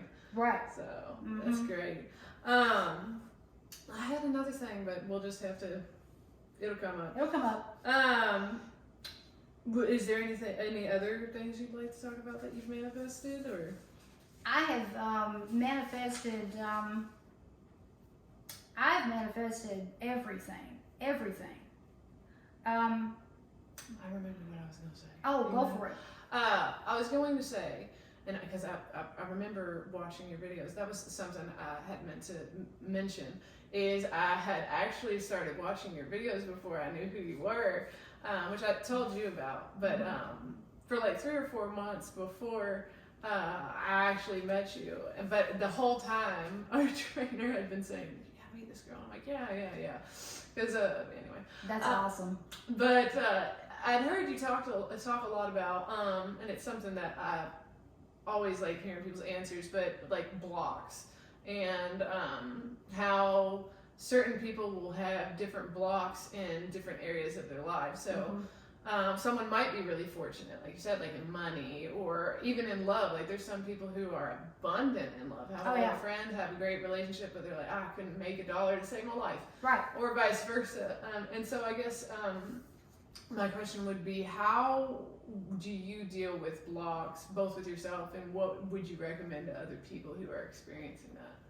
So I was not able to completely ditch the blocks until I started meditating. And meditation, in my opinion, is it's critical. Like it's the backbone of living on purpose and making the law of attraction work for you. That's how I release any blocks, period. And the way that I can notice if I am blocked to something, it's the way that I feel. It's like, okay, if I find myself trying to complete a project and it starts to feel like work and it starts to feel like a taxing endeavor, then I know I'm blocked, something's not right. And so I will set the intention to release that block before I meditate. And so I read an intention list, and that intention list, changes year by year. But I'll read an intention list before I go into my meditation, and those blocks will stay at bay. And that's how I clean out the trash can. I meditate twice daily, and I've used transcendental meditation since 2017, and then since I'm going to be teaching primordial sound meditation, I figured, well, I should probably start using it. And so I've been using that meditation since February, twice daily. And so that meditation, you release stress and toxins from going from activity to silence twice a day. You just integrate that into your daily life. So you're releasing all that crap twice a day. And so that's how that I clear out blocks. And frankly, I don't think I would be able to do it if I didn't meditate. But that's just me. That doesn't apply to just everybody. But I believe in meditation so strong. I think that it is as imperative in my life as breathing. Nervous system regulating. I will not recommend it enough. That's the first thing I send clients is a list of nervous system regulating techniques. Yes. There's 2 questions that I have. One of them, they're both kind of related, but I want to say both so that I make sure that I'm saying it so it doesn't skedaddle out of my brain. But the first one is kind of ties in with the blocks, is like learning how to decide, because I hear that a lot, like just decide that it's yours, and giving yourself that permission. And even kind of what you said, like when you have realized you're out of that like receiving or allowing or flow state, you're like, oof, there's a block, which I like that that you had kind of brought that up, is like when flow is broken, you're like, there's a block that's coming up, and I think that that's marvelous, honestly. But like how to learn how to decide. But my other question was, I am a huge fan of birds before land, or like seeing like evidence sometimes. It's not completely necessarily sometimes, because there's some things that I'm so detached to that I'm like, it'll come around. Yeah. But I am curious, what is like, if you have one of your craziest like manifesting stories where like the trail of events was either just so like serendipitous, or like wow, or just so weird that it was just like, how did we even get here? So yeah, It was meeting my husband, hands down. And that he's man, lovely, by the way. oh, he is, again, like everything is the total opposite of what it used to be. Will is the total opposite from any man that had ever been in my life, period. He does not have a mean, abusive bone in his body. And it's like, I knew that, instinctively knew that. The moment I met him, I knew he was different. So that manifestation started when I was 26 years old. And I was clueless at 26.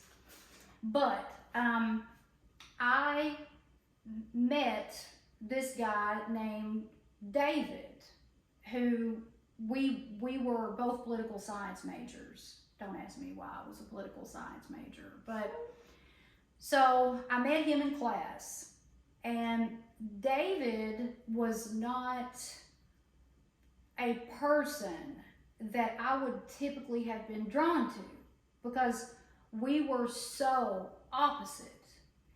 But I walked into class that day. It was the first day of class. It was a politics of sex class. And I saw David sitting we had these tables, and 2 people could sit at each table. And I saw David sitting at a table, and there were plenty of empty tables sitting around, but I chose to go sit by him.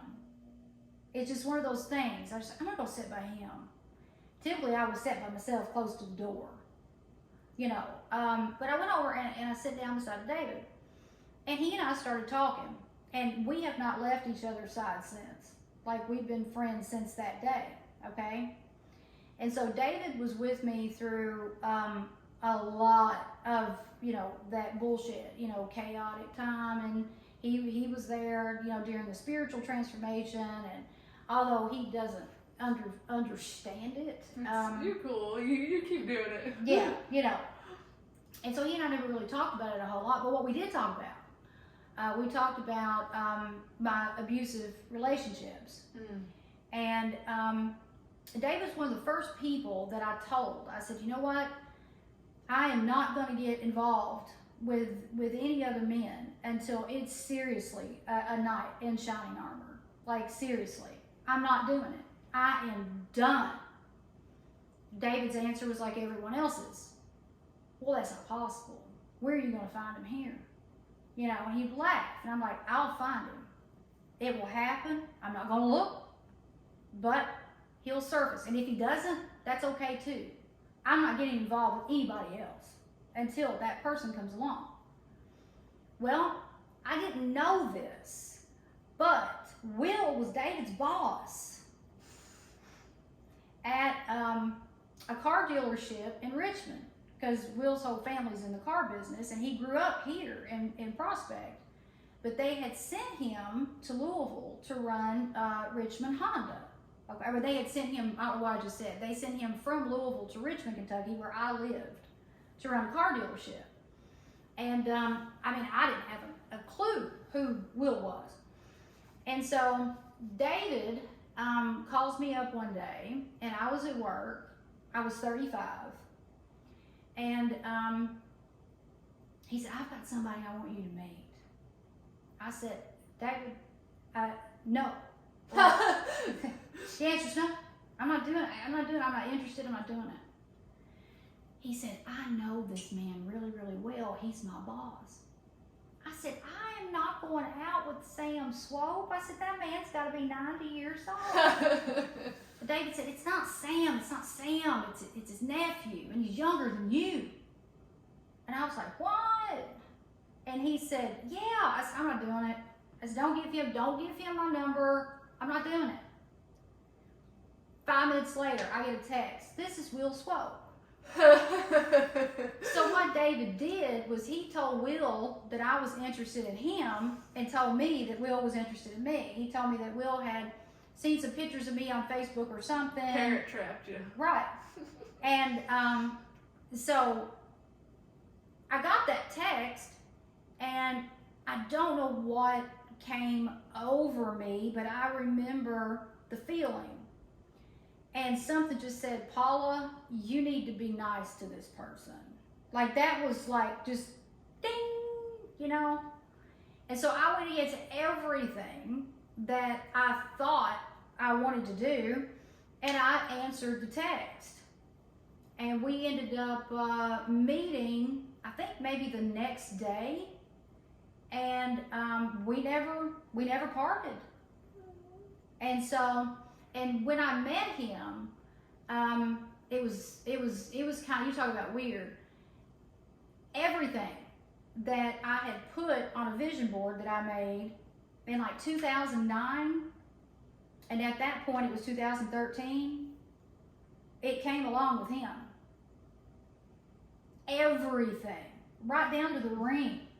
And I had never really even looked at engagement rings or looked at wedding gowns because I didn't care anything about getting married. I mean, I'd gone through my parents' divorce, and I'd never been married, but felt like I'd been divorced, if that makes any sense, because that divorce was so brutal. And so it wasn't my thing. But when I was making that vision board, I thought, well, you know what, I should probably put some legitimacy to this, and I'll pick out a ring. And so I found a ring I thought was pretty, and I stuck it on my vision board. That's it. So you're just doing it for the hee-hees. Yeah. And that's it. And I never showed Will a ring or anything. Have you ever saw the board? No. No. And so everything on that vision board, I had it by 2015. But it's like the universe is like so perfect in the way that things transpire and come to fruition, because I had to be matched with him in order for a lot of that stuff to unfold. And so together, he and I were such a good energetic match that we were able to make a lot of my dreams come true and his. I mean, as cheesy as that sounds, It's not you know. cheesy. But I knew that he was the one that I had been, you know, that had been living in my reality up here. I knew he was the one because I immediately trusted him and felt comfortable around him, and that was not me. You know, that was not me. But I immediately had that feeling, that comforting feeling, within the first 10 minutes of being around him. And so that manifestation was like a slow burn. But when I started being deliberate about it, and I started, you know, getting specific and demanding what I wanted, he showed up. Yeah, that's something I was gonna, like, how did you, I guess, like, two things, like, decide on it, like, be like, no, because, like, that is something that I hear a lot, and that's something I'm glad you brought it up, is a lot of people, you know, when it comes to manifesting, you're like, you're not being realistic, which is, like, that's kind of the point. Yeah, just kind of throw logic out the window. But it's people, whether it's with jobs, like, well, you're not going to be able to find a job that pays you that much, and you're never going to get a husband who's, you know, or a partner, whatever, who's handsome, nice, and treats you right, and you all make good money together. Like, you got to pick a couple, you know, you're being too picky. So how are you able to not only, and the last part of that was, and get over your own scripts of your past, and allow yourself to be like, I am deserving of this, I know it's possible to find this, and I know I will. And how, But how did you get over your own limitations and the limitations that other people try to set for us? I took some powerful actions, like to communicate loud and clear what I wanted to the universe. And the first thing was forgiving myself. I mean, that was the first thing, because for me to attract in someone like Will, I wouldn't have attracted him in when I was 25, because we would have had nothing in common. I mean, I would not have been a match for him at all. And so the people around me were a direct reflection of who I was. And so I had to get rid of those people. I mean, forgiving myself, forgiving the people that I harbored resentment towards the most, helped me to feel more deserving of a partner like that was on my vision board and living up here. A supportive person. I had never had anybody that was really, really supportive, and I wanted that so badly, and I knew that I needed that so badly. I knew I needed that. I never had anybody to support me or really truly believe in me. I just didn't. Everybody was always against what I wanted to do and very quick to say, you can't do that, you can't do that, you can't do that. So I had to convince myself. I stopped trying to convince all of those people, and I convinced myself. And so when I convinced myself that I was as deserving of love and happiness as anybody else, I got it. But it took me longer, I think, than most people, because we're all different. Maybe it took me longer than most people to get to that point.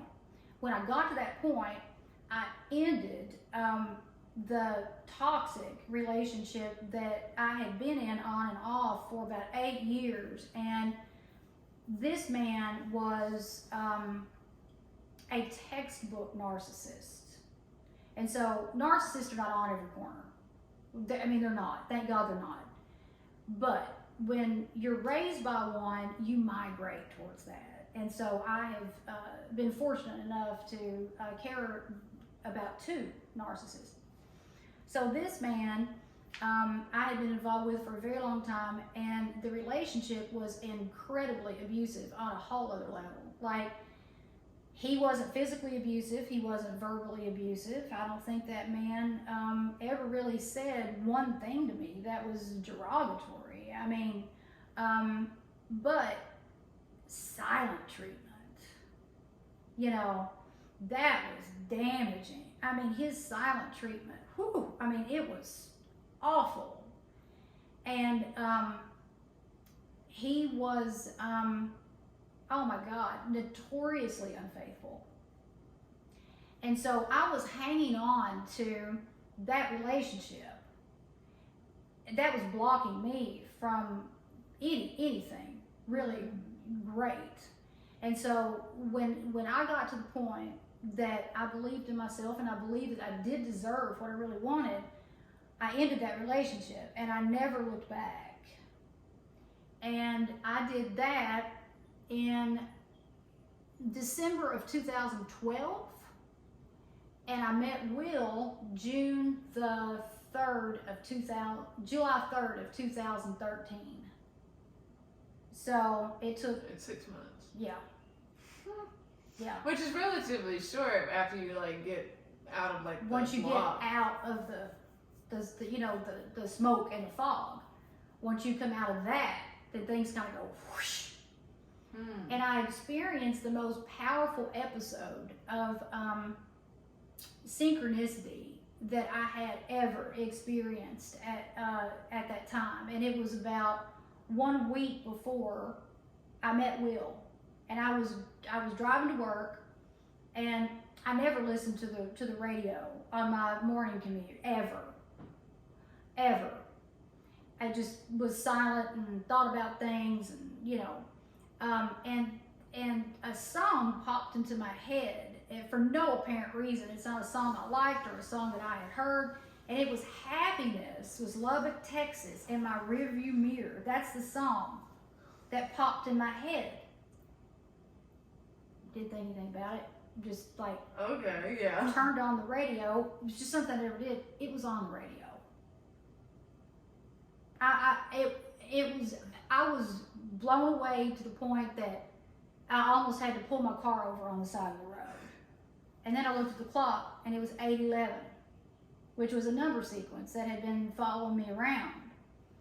And so I knew that something huge was coming at that point. And I met him a week later.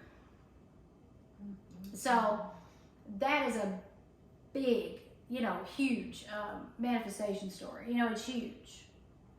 So There's a lot of layers to it too. Like even you Oh, just yeah. saying like meeting, who was it? David? my friend David, Yeah. Mm-hmm. I'm surprised I remembered his name. Yeah. When you were 24? 26 is when I met David. So I mean, even that whole trajectory was like, what, 8 years? Yeah. Wow. Mm-hmm. Of like kind of like the seed of that. Yeah. That is wild to me. Yeah. Thank you for sharing that, seriously. And it's just like people will come along for a reason. They will come along for a reason, and messages are communicated to us through other people. Mm. And I started paying attention to the things that would catch my attention. And here's another piece of this. It was, I think, about probably a year. I think it was like the summer of 2012 maybe, and I ran across Body Talk. Have you ever done Body Talk? Where you talk to a specific part of yourself, like your body, or? Well, you've got a Body Talk specialist, and your body will tell them certain things, like where you need to release trauma. A little bit.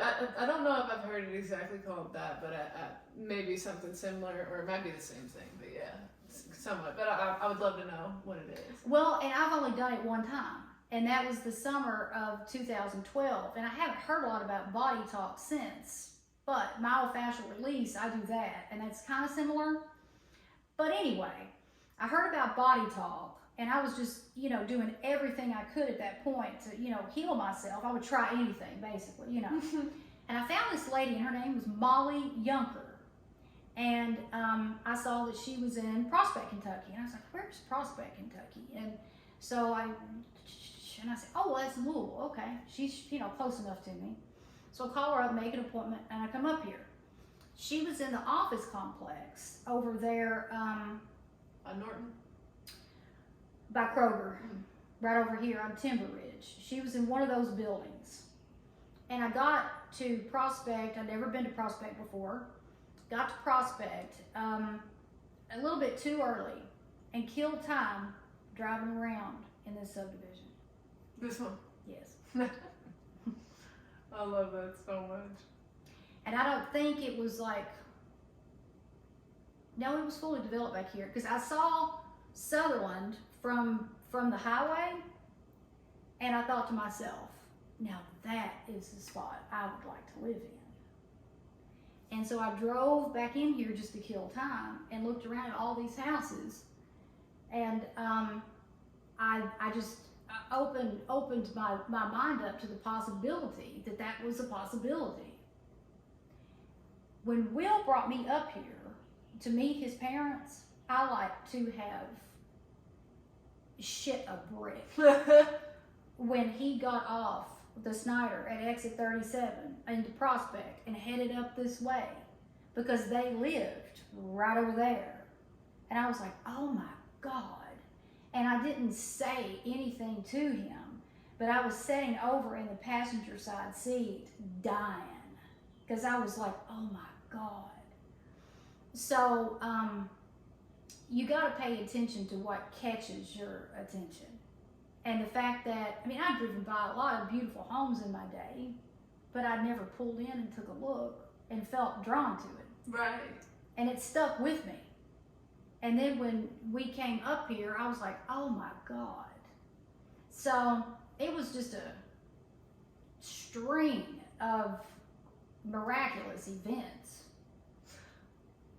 The one thing that popped in my head, and that's amazing, is when you would envision this like life for yourself or these things that you want, how did you not put this pressure of like time? So say that it's kind of like, I can see the benefit, the best way that I can think of like a metaphor, because Kentucky, is like some people benefit from this, some people don't, where if your goal is like, I'm gonna manifest like losing weight by like, or envision it, and so they'll get like an outfit that's like 2 sizes smaller and it'll motivate them, but other people would see that as pressure.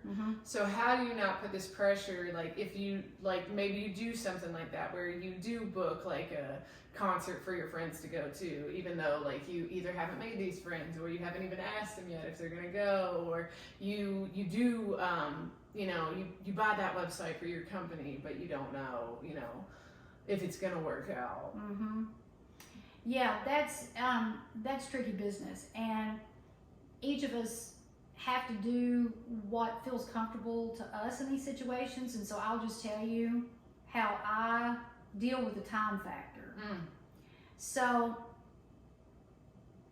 you really cannot get wrapped up in the timing, because it's all about choices. And so every choice you make leads to what your future is going to look like. And so if you want to know what your future is going to look like, then, take inventory of your most dominant thoughts, words, and actions now. And then you will see, that gives you a good indicator. So with me, the time factor is what I got frustrated with the most when I first started on this journey, because I was very, very, very impatient. And then Wayne Dyer comes along and says, infinite patience produces immediate results. And when I heard that, I thought, what the hell does he mean by this? And I was watching him on PBS, and I'd stop it and rewind it, and stop it and rewind it. What the hell does he mean by this? And it took a while for me to understand that. And so if you live in faith and an inner knowing that thing is coming, just like you said about the vacation. You got vacation in 3 weeks. You don't have any doubts that you're going on that vacation. You're going to be at relief, and you know that. And so if you can approach everything with that type of inner knowing, you kind of forget about the time. And I learned to, and this goes back again to documenting the evidence, because I look back, and any time that I felt frustrated because something hadn't happened, everything that was going on was leading to it. Even though, I didn't know what was going on behind closed doors. And so I just keep all of that in mind, and it will keep you from getting frustrated. Kitchen has to keep its secrets. Yeah. And so it's like, you take the actions, you make the choices that reflect this outcome that you want. Just go on and take action. Just clueless, just throw logic to the wind. Set up that website for your business. Write that check for yourself. Just don't worry about when it's coming or how. Just do what you need to do, to make it happen. And that has worked for me time and time and time again. And when you can live moment to moment and not even think about 10 minutes from now, it will keep you calmer and more confident and way more grounded. Now, it took a long time for me to master that one. And I'm not, I shouldn't say I'm a master at it. I'm a lot better at it than I used to be. Because we all get thrown curveballs. We all get thrown, curveballs. It's just how you react to those curveballs. And I don't fall apart anymore. I don't second guess my capabilities. I don't second guess that something isn't coming. I've just been thrown a curveball. And that could be a test. It could be a warning too. And so when I get thrown a curveball, I'm just mindfully aware. I keep my eye on the prize, and I just keep moving forward. And I don't think that I've heard Gabby Bernstein say this a lot, and I agree with her on this. I love her. we don't ask for help enough. No, I don't think a lot of people do. It's like it doesn't even occur to us to ask for help. And so in this day and time, I don't hesitate to ask for help. If I'm in a situation that I don't know what to do, then I don't need to do anything. And I will just say, okay, universe, show me what you got. You know, you've knocked my socks off before, let's do it again. You know, I'm doing my part, you do your part, show me what you got. You know, I will and not make any, you know, knee-jerk decisions, you know, in that moment. And that's just all part of getting to a place that you're really, really grounded. It's just like that ridiculous voicemail. I didn't even want to pick up that phone and retaliate. I didn't even want to. And so that's another benefit of living moment to moment and grounding yourself and not worrying about what the future holds, not worrying about time, just being infinitely patient. And then you get the immediate result, because once it shows up, it doesn't feel like any time has really passed. It's there. You're in a new world. Ooh, you know, be careful what you wish for. You'll get it.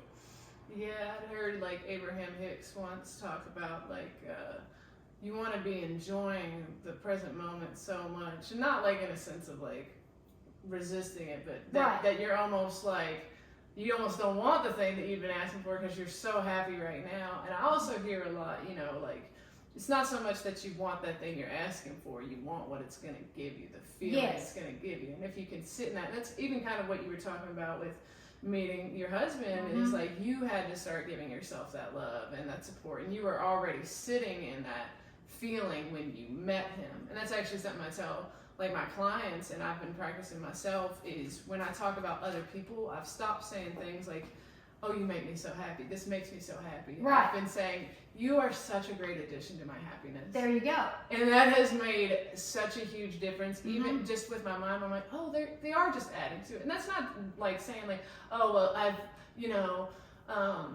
lessened your value now, Paula, because you only add to my happiness. It's like, no, that's beautiful. Like, Yeah, it's a source of happiness. Right. Yeah. So, oh, yes.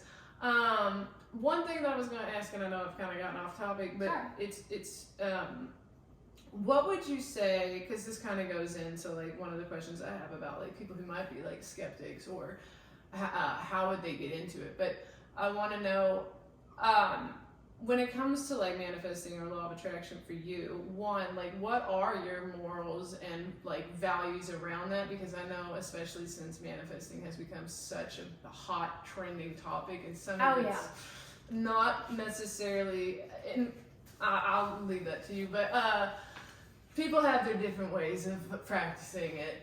But also, with that being said, how do you still navigate and appreciate and honor the human experience while also recognizing that like you can't cry over every time you spill the milk? Like there's a moment for grief and like disappointment, but there has to be a cutoff at some point. So how do you get into law of attraction or manifesting your spirituality without like getting into this spiritual bypassing so much that you're completely trying to avoid the human experience?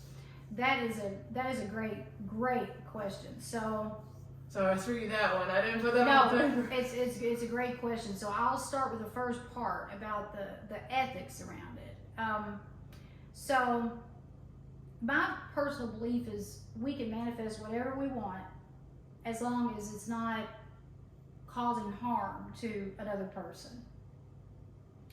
I also believe that in order to be, we're all master manifestors, but in order to manifest what we want, I think we have to be very selfish. Now, my definition, and this ties into morals and ethics, because the traditional definition of selfish has a real, negative connotation. I mean, people really don't like these so-called selfish people. But my definition of selfish is not the traditional definition. It's doing what's right for us. It's doing what we want to do. If we don't do that, then we end up hurting other people anyway. Because if we deny ourselves of what we need, then we can't help anybody else. And so it is not selfish to say no to anything that makes you miserable. And that is a lesson that I had to learn. If you make yourself miserable consistently to please somebody else, that behavior will backfire. And I learned that the hard way. And so part of my ethical, code with manifestation is to put yourself first. And if you do, you're going to be a better friend. You're going to be a better spouse, girlfriend, boyfriend, employee, business owner. It's going to unfold, and every facet of life if you put yourself first, because you got to feel good to manifest the good. You can't give anything you don't got. Right. And so, and again, we are what we think we are. And so the second part of your question was how do you go about this and not avoid the human experience, right? Okay. So positive thinking is something that makes me want to run my fingernails down a freaking chalkboard.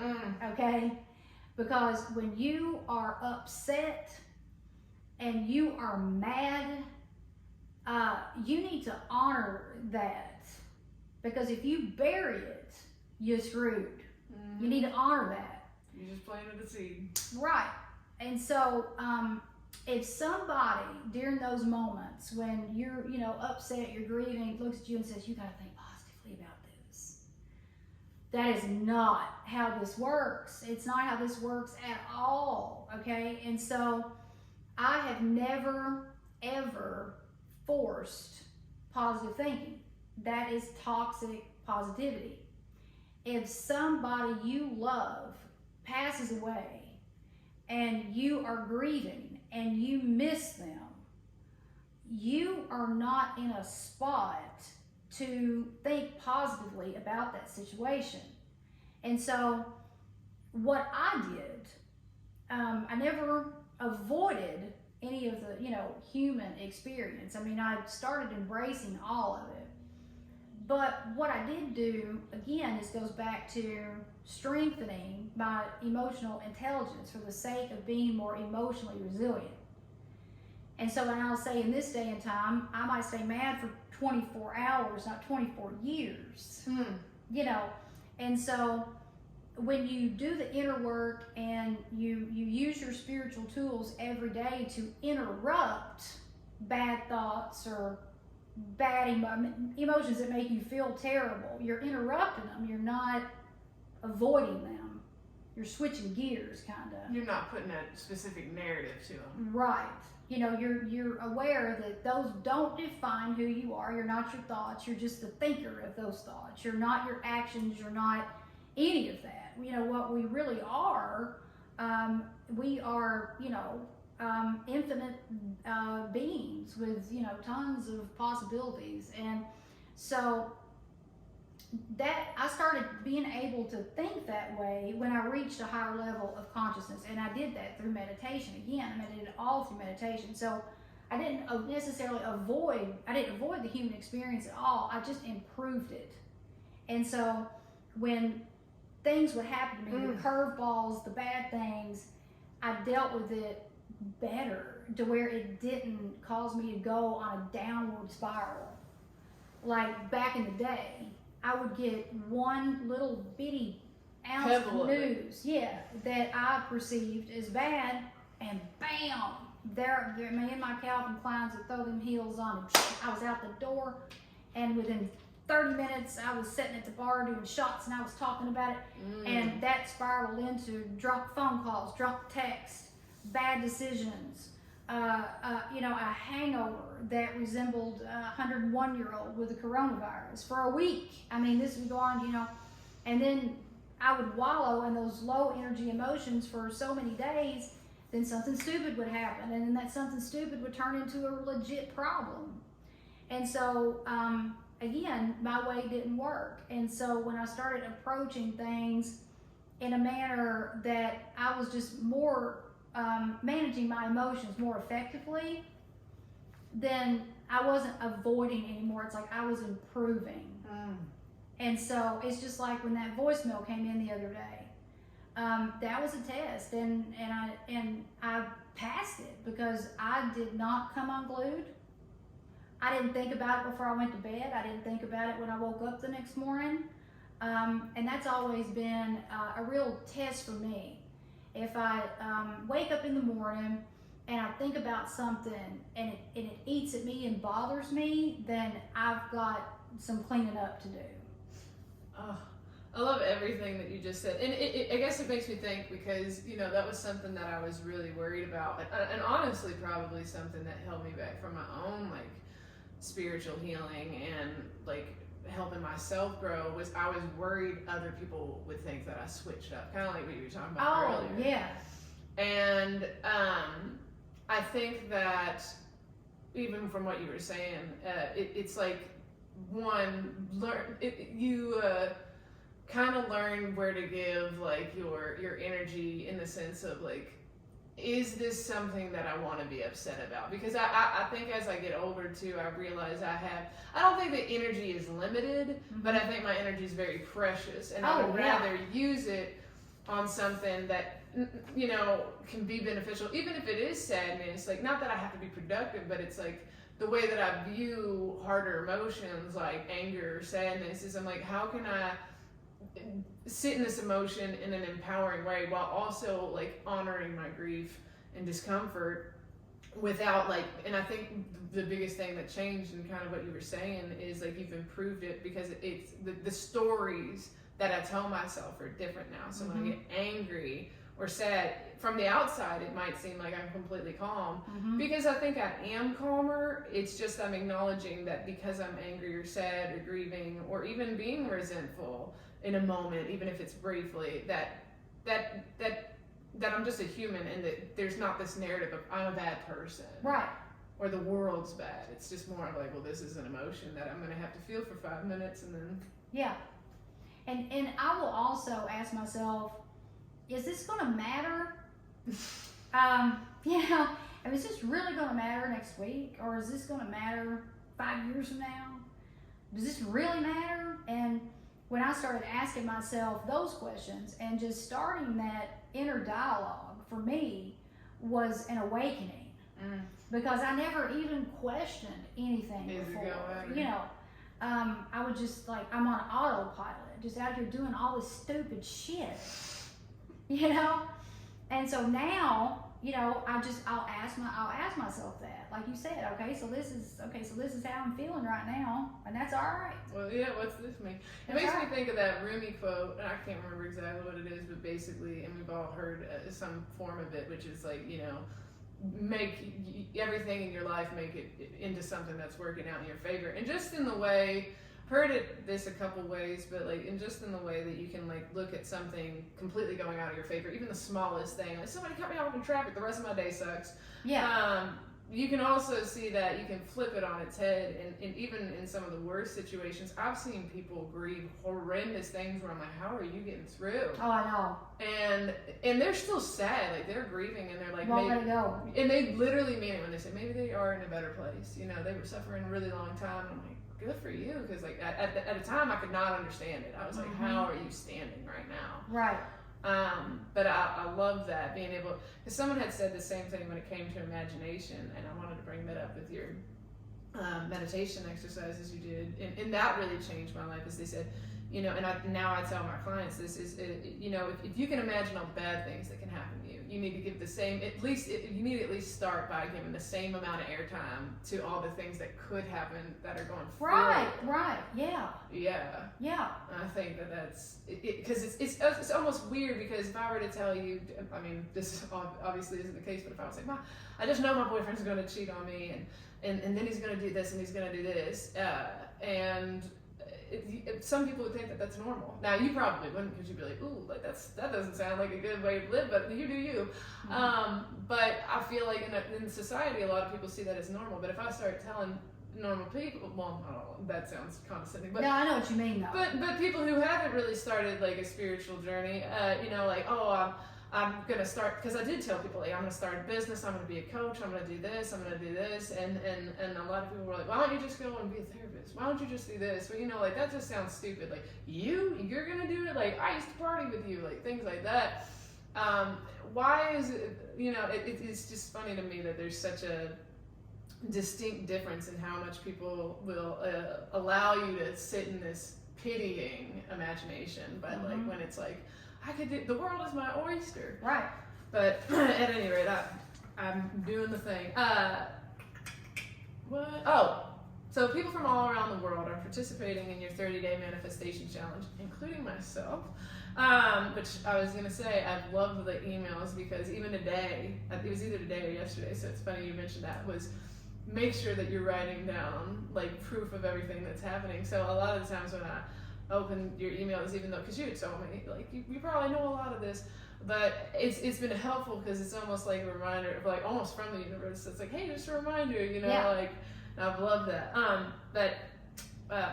And you have a community group, and that's really cool to have like-minded people as well, because like you had said earlier, and I completely agree, when you first get into something like this, it can be very isolating, or you can feel like nobody else thinks this way. Oh yeah. And it's strange, because the more you go down like the route of getting to know yourself and being authentic and expanding your spirituality, like, people start just flocking into your life. Like, anyway, but would you be able to talk more in depth about your 30-day manifesting challenge and what people do over those 30 days?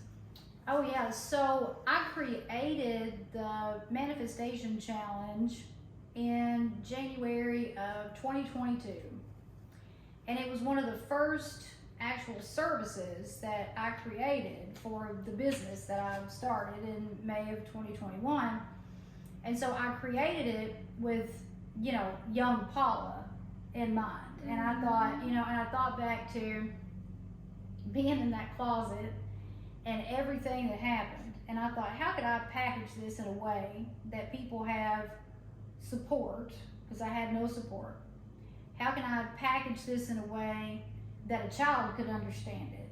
You know, for people like me who didn't know about the law of attraction, you get thrown in with Wayne Dyer, and you're not going to be able to follow that cat. It's a lot. It's a lot. And I mean, he made me, he made me way more intelligent, like in every way possible. And so, but I had a hard time following Wayne in the beginning. And then I started studying Abraham Hicks and went, oh my God. And it took me I so did not understand Abraham Hicks that I put the book down and didn't come back to it for years. It's the next level. Oh my God. Deepak Chopra, okay. Genius, okay. That will intimidate people. That will intimidate a lot of people.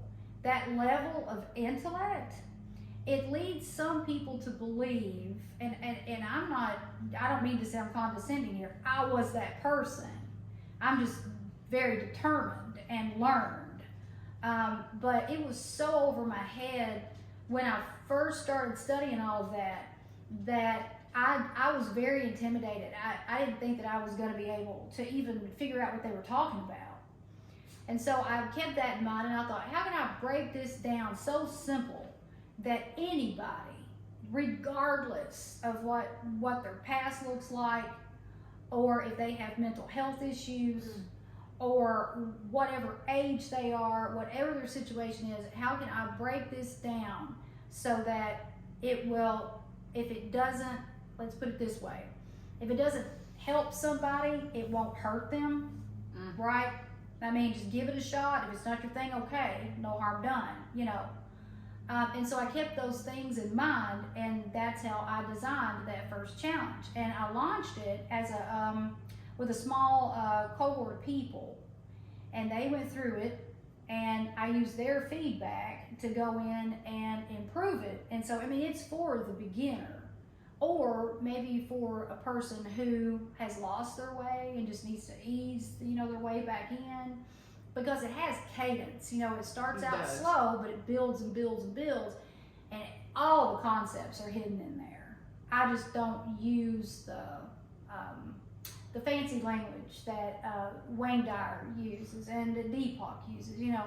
And so it is truly, I made it easy. You know, I just made it as easy as I could. And science shows it takes about 30 days to form a habit. So that's why I set it at 30 days. And so each day, people get an email, day 1, 2, 3, 4, you know, that goes on for 30 days. And each day they get a spiritual lesson.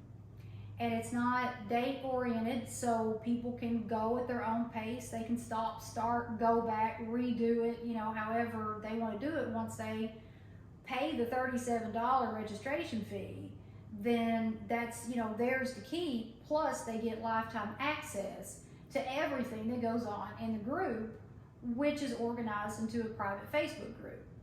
And so that's where our, you know, alumni, I mean, the people that have been through the challenge mentor the newbies, you know, so you got the mentor-mentee thing in there. That's highly effective. I used to design mentoring programs when I worked at Eastern Kentucky University. That's amazing. And at Berea College. And so I firmly believe in mentoring, and so I added that component in there. And then there's manifestation buddies sitting there waiting. If you ever want to have those mock phone calls, or That's amazing. you know, and so I just clumped all of that, you know, into one. And then I bring in guest speakers who can help people heal trauma, like Rebecca Lyons and Danielle Massey, and doing the shadow work. And so you get a lot of bang for your buck. Like, I wanted to remove any barrier to participation that anybody could possibly come against, whether that be emotional, financial, learning curve. You don't have to be anywhere physically. You can do it all virtually. And so I removed every barrier there is to participating. And that's made it a lot easier for people too.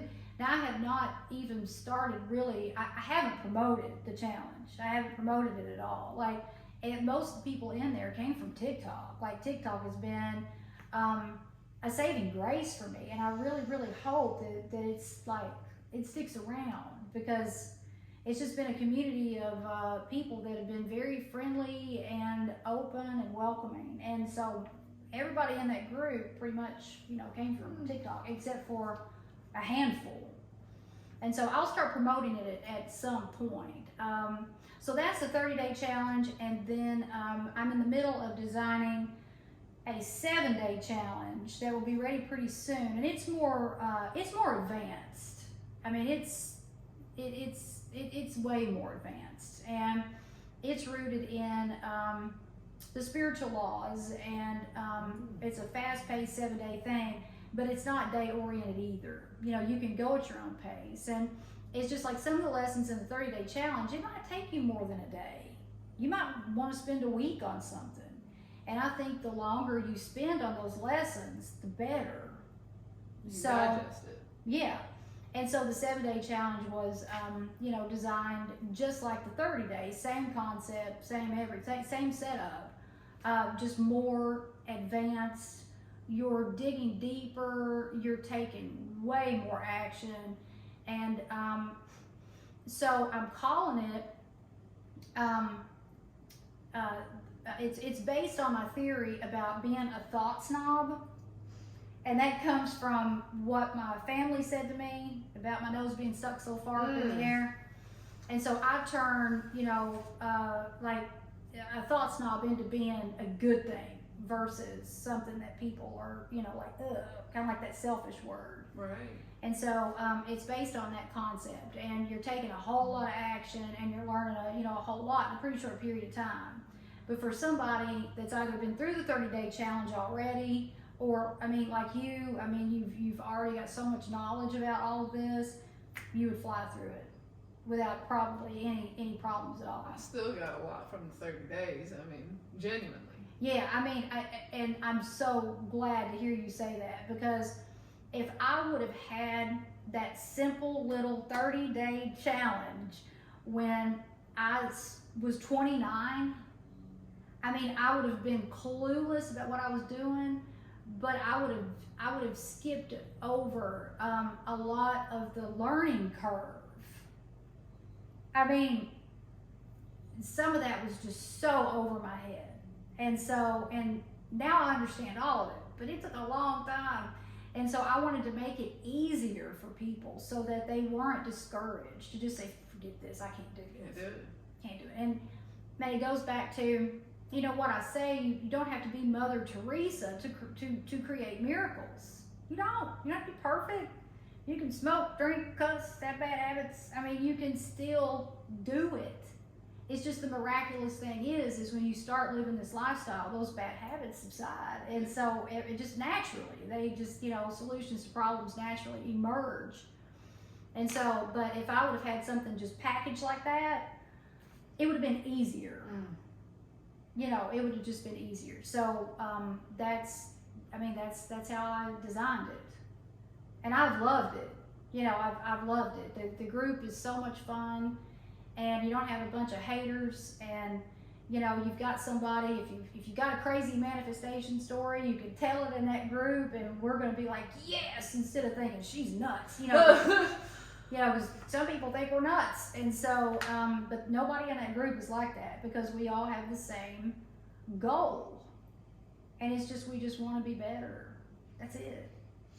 I like that you touched base too on the fact that people so often quit, or they think they quit manifesting because you never really stop. You never really stop, but you just are intentional about it or not. And I can relate to that just because there were several years leading up to me finally committing, which is right around kind of when you did in your lifetime, which was about a year ago for me. And but I was in this teeter, like you said, this duality of 1 foot in, 1 foot out. I want to commit to it, but it just seems overwhelming, and it would be because I'd listen to these people talking about some next level stuff that is so far beyond my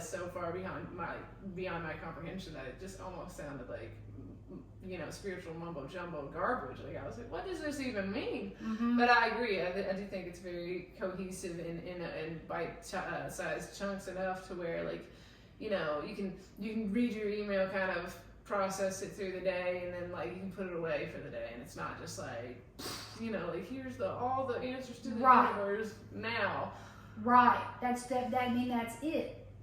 And like I said, I craved a better life and just didn't want to be miserable, so badly. And my way hadn't worked is the only reason that I finished that first book of Wayne Dyer's. And I have, any book I've ever read of Wayne Dyer's, which I think is all of them, I've had to go back and read those, 2 or 3 times to fully understand what he's talking about. And with any of the metaphysics giants, that's the way it is. We're gonna have to break because he has got to go potty and he won't shut up until he goes. Okay, so the title of your book is Law of Attraction for Sinners, Havoc to Happiness, Your Complete Guide to Manifesting Miracles, which I love the title, by the way. Where does the title come from? So I started trying to think of a way to describe my spiritual journey, and I came up with havoc to happiness. And so that's where that piece of it came in. The law of attraction for sinners came from those labels, sinners and saints. And it goes back to, what I said before, you don't have to be Mother Teresa to create miracles. And so in the book, I talk about, what society labels a sinner as and what society labels a saint as. And, I'm here to tell you that the universe is an equal opportunity employer. It's it doesn't matter what you've done. It just flat out does not matter. It doesn't matter if you're a sinner. It doesn't matter if you're a saint. Nobody's a saint. And so I just kind of break it down like that to give people confidence right off the bat that this is for them. Because I've heard people say, well, I've got too many bad habits.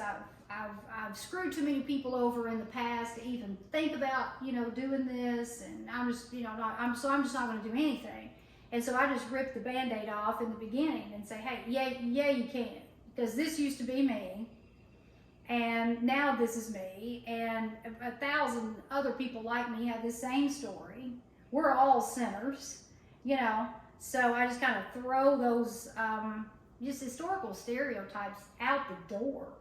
So that's where that title comes from. Now, I have pulled the plug on that book. And I've decided to not pursue a publishing path for this book with this title. So I have given it I rewrote it, gave it a trendy makeover, and gave it a title that's more marketable in today's publishing world, because major publishers are not looking for books with law of attraction in a title, because the market is saturated with those. And so the new version of the book has a lot of the same material, but it's just written in a way and given a title that is catering to the hoops of fire that you've got to jump through these days to get published. Right. And so I'm in the process of querying agents. And so I've got it's a self-help spiritual memoir is its classification. And so I've got that book. And then I wrote a book it's a children's book called Dolores Crosses the Rainbow Bridge. And that book is about the law of attraction. But I don't say that, and it's a picture book, and so it's for kids, between like the ages of 4 to 8, and so there's a lot of messages like embedded in that book, because if somebody would have told me about the law of attraction, say maybe when I was in kindergarten, I would have been way more advanced than I was. And so I firmly believe that teachers need to start teaching this in elementary school. I really do. And so I kind of killed two birds with one stone with that book. I wrote about, the love from dogs, the unconditional love you get from dogs. And then there's a hope to see them again. And then in all of that is the law of attraction. And so I'm seeking professional representation for those two books. So yesterday I actually released chapter 1 from Law of Attraction for Sinners on Instagram. Right. And so, and I haven't had, time to really check my social media, but I think it was getting a lot of play. I think a lot of people read it. And so I love to, get the feedback from my writing. So that's the deal with the books. I've just made a really long story short. I'm excited to hear about it. I'll have to check it out. Which brings me to my next question, next and final. What motivated you to become a spiritual guide, and what are you currently working on? So, what motivated me was watching other people struggle for no reason. It's like through my whole spiritual journey and through meditation and everything, I've figured out my dharma, and my life purpose is to help people transform their lives the way that I have. And so that was my number one motivator, because I am convinced that if, let's just say, the Appalachian region in the United States of America, it continuously just lags behind the rest of the world. People stay in poverty, they never escape it. There's these deep poverty pockets, there's chronic health issues. It's just plagued by all of these horrible things, and the pattern never gets interrupted. And it's like insanity, because they keep trying to solve these problems with programs and grants and policies and all this stuff, and none of it ever works. You never see any change, and that's clearly reflected in the census data. I mean, you could take a look at America and look at the whole world census data and look at the Appalachian region, And it's like, what the hell is going on there? It's the mindset. And so, and I know that. And if everybody in that region could start living on purpose, I'm convinced that in 5 years, that data would look way better. It would not paint such a dismal picture of the future. And so that was another motivation for doing what I'm doing, because I know the answer. You know, I mean, I've lived it, and it's like, it's right there in front of your face. And so that's what motivated me to do what I'm doing. So, and it's never felt like work to me, ever. Like, I can do this day in and day out, and it never ever feels like work. Even on the most challenging days, you know, querying agents and trying to find a major publisher when you're brand new and your last name's not Kardashian or Kennedy. You come across a lot of challenges, and you got to have thick skin, because you're going to get some pretty harsh criticism and feedback, and you just, you know, you got to hang in there. And so through all of that, I've still been motivated to, you know, do what I'm doing. So, and that's, I mean, ultimately helping people. And it trickles down. I mean, you know, it trickles down to like a much bigger picture. It's like Deepak Chopra started the Chopra Center because he's convinced that we can accomplish world peace if we have 1 billion people using primordial sound meditation. I agree with him. I absolutely agree with him, because I know what it's done for me. And if I can make these changes, anybody can do it. They just need somebody to show them how to do it. So that is what motivated me. Yeah. I love all that. And so what I'm working on currently, so I'm working on my certification at the Chopra Center, and the full certification will be done in December of 2023. And so everything that comes along with that adds to all the services I'm currently providing. So I'm working on that, and then right now I'm focusing on my certification in primordial sound meditation, and that'll be done somewhere around the end of this month or May 2023. So just a few more weeks. So that, and then I mean, I've got so many books up here, but I've still got to, you know, wrap up the one that I want to get published. So I'm kind of I'm working on a whole lot of stuff, but those are the main things. And then wrapping up the 7-day challenge. Yeah. Awesome. Mm-hmm. I'll have to ask you whenever we stop this about the primordial meditation and all that. But where can people find you on your Instagram, TikTok, your website, all your socials? So the best place to go would be to my website at paulaswope.com, and then all of my social media stuff is right there. So it's just like a one-stop shop.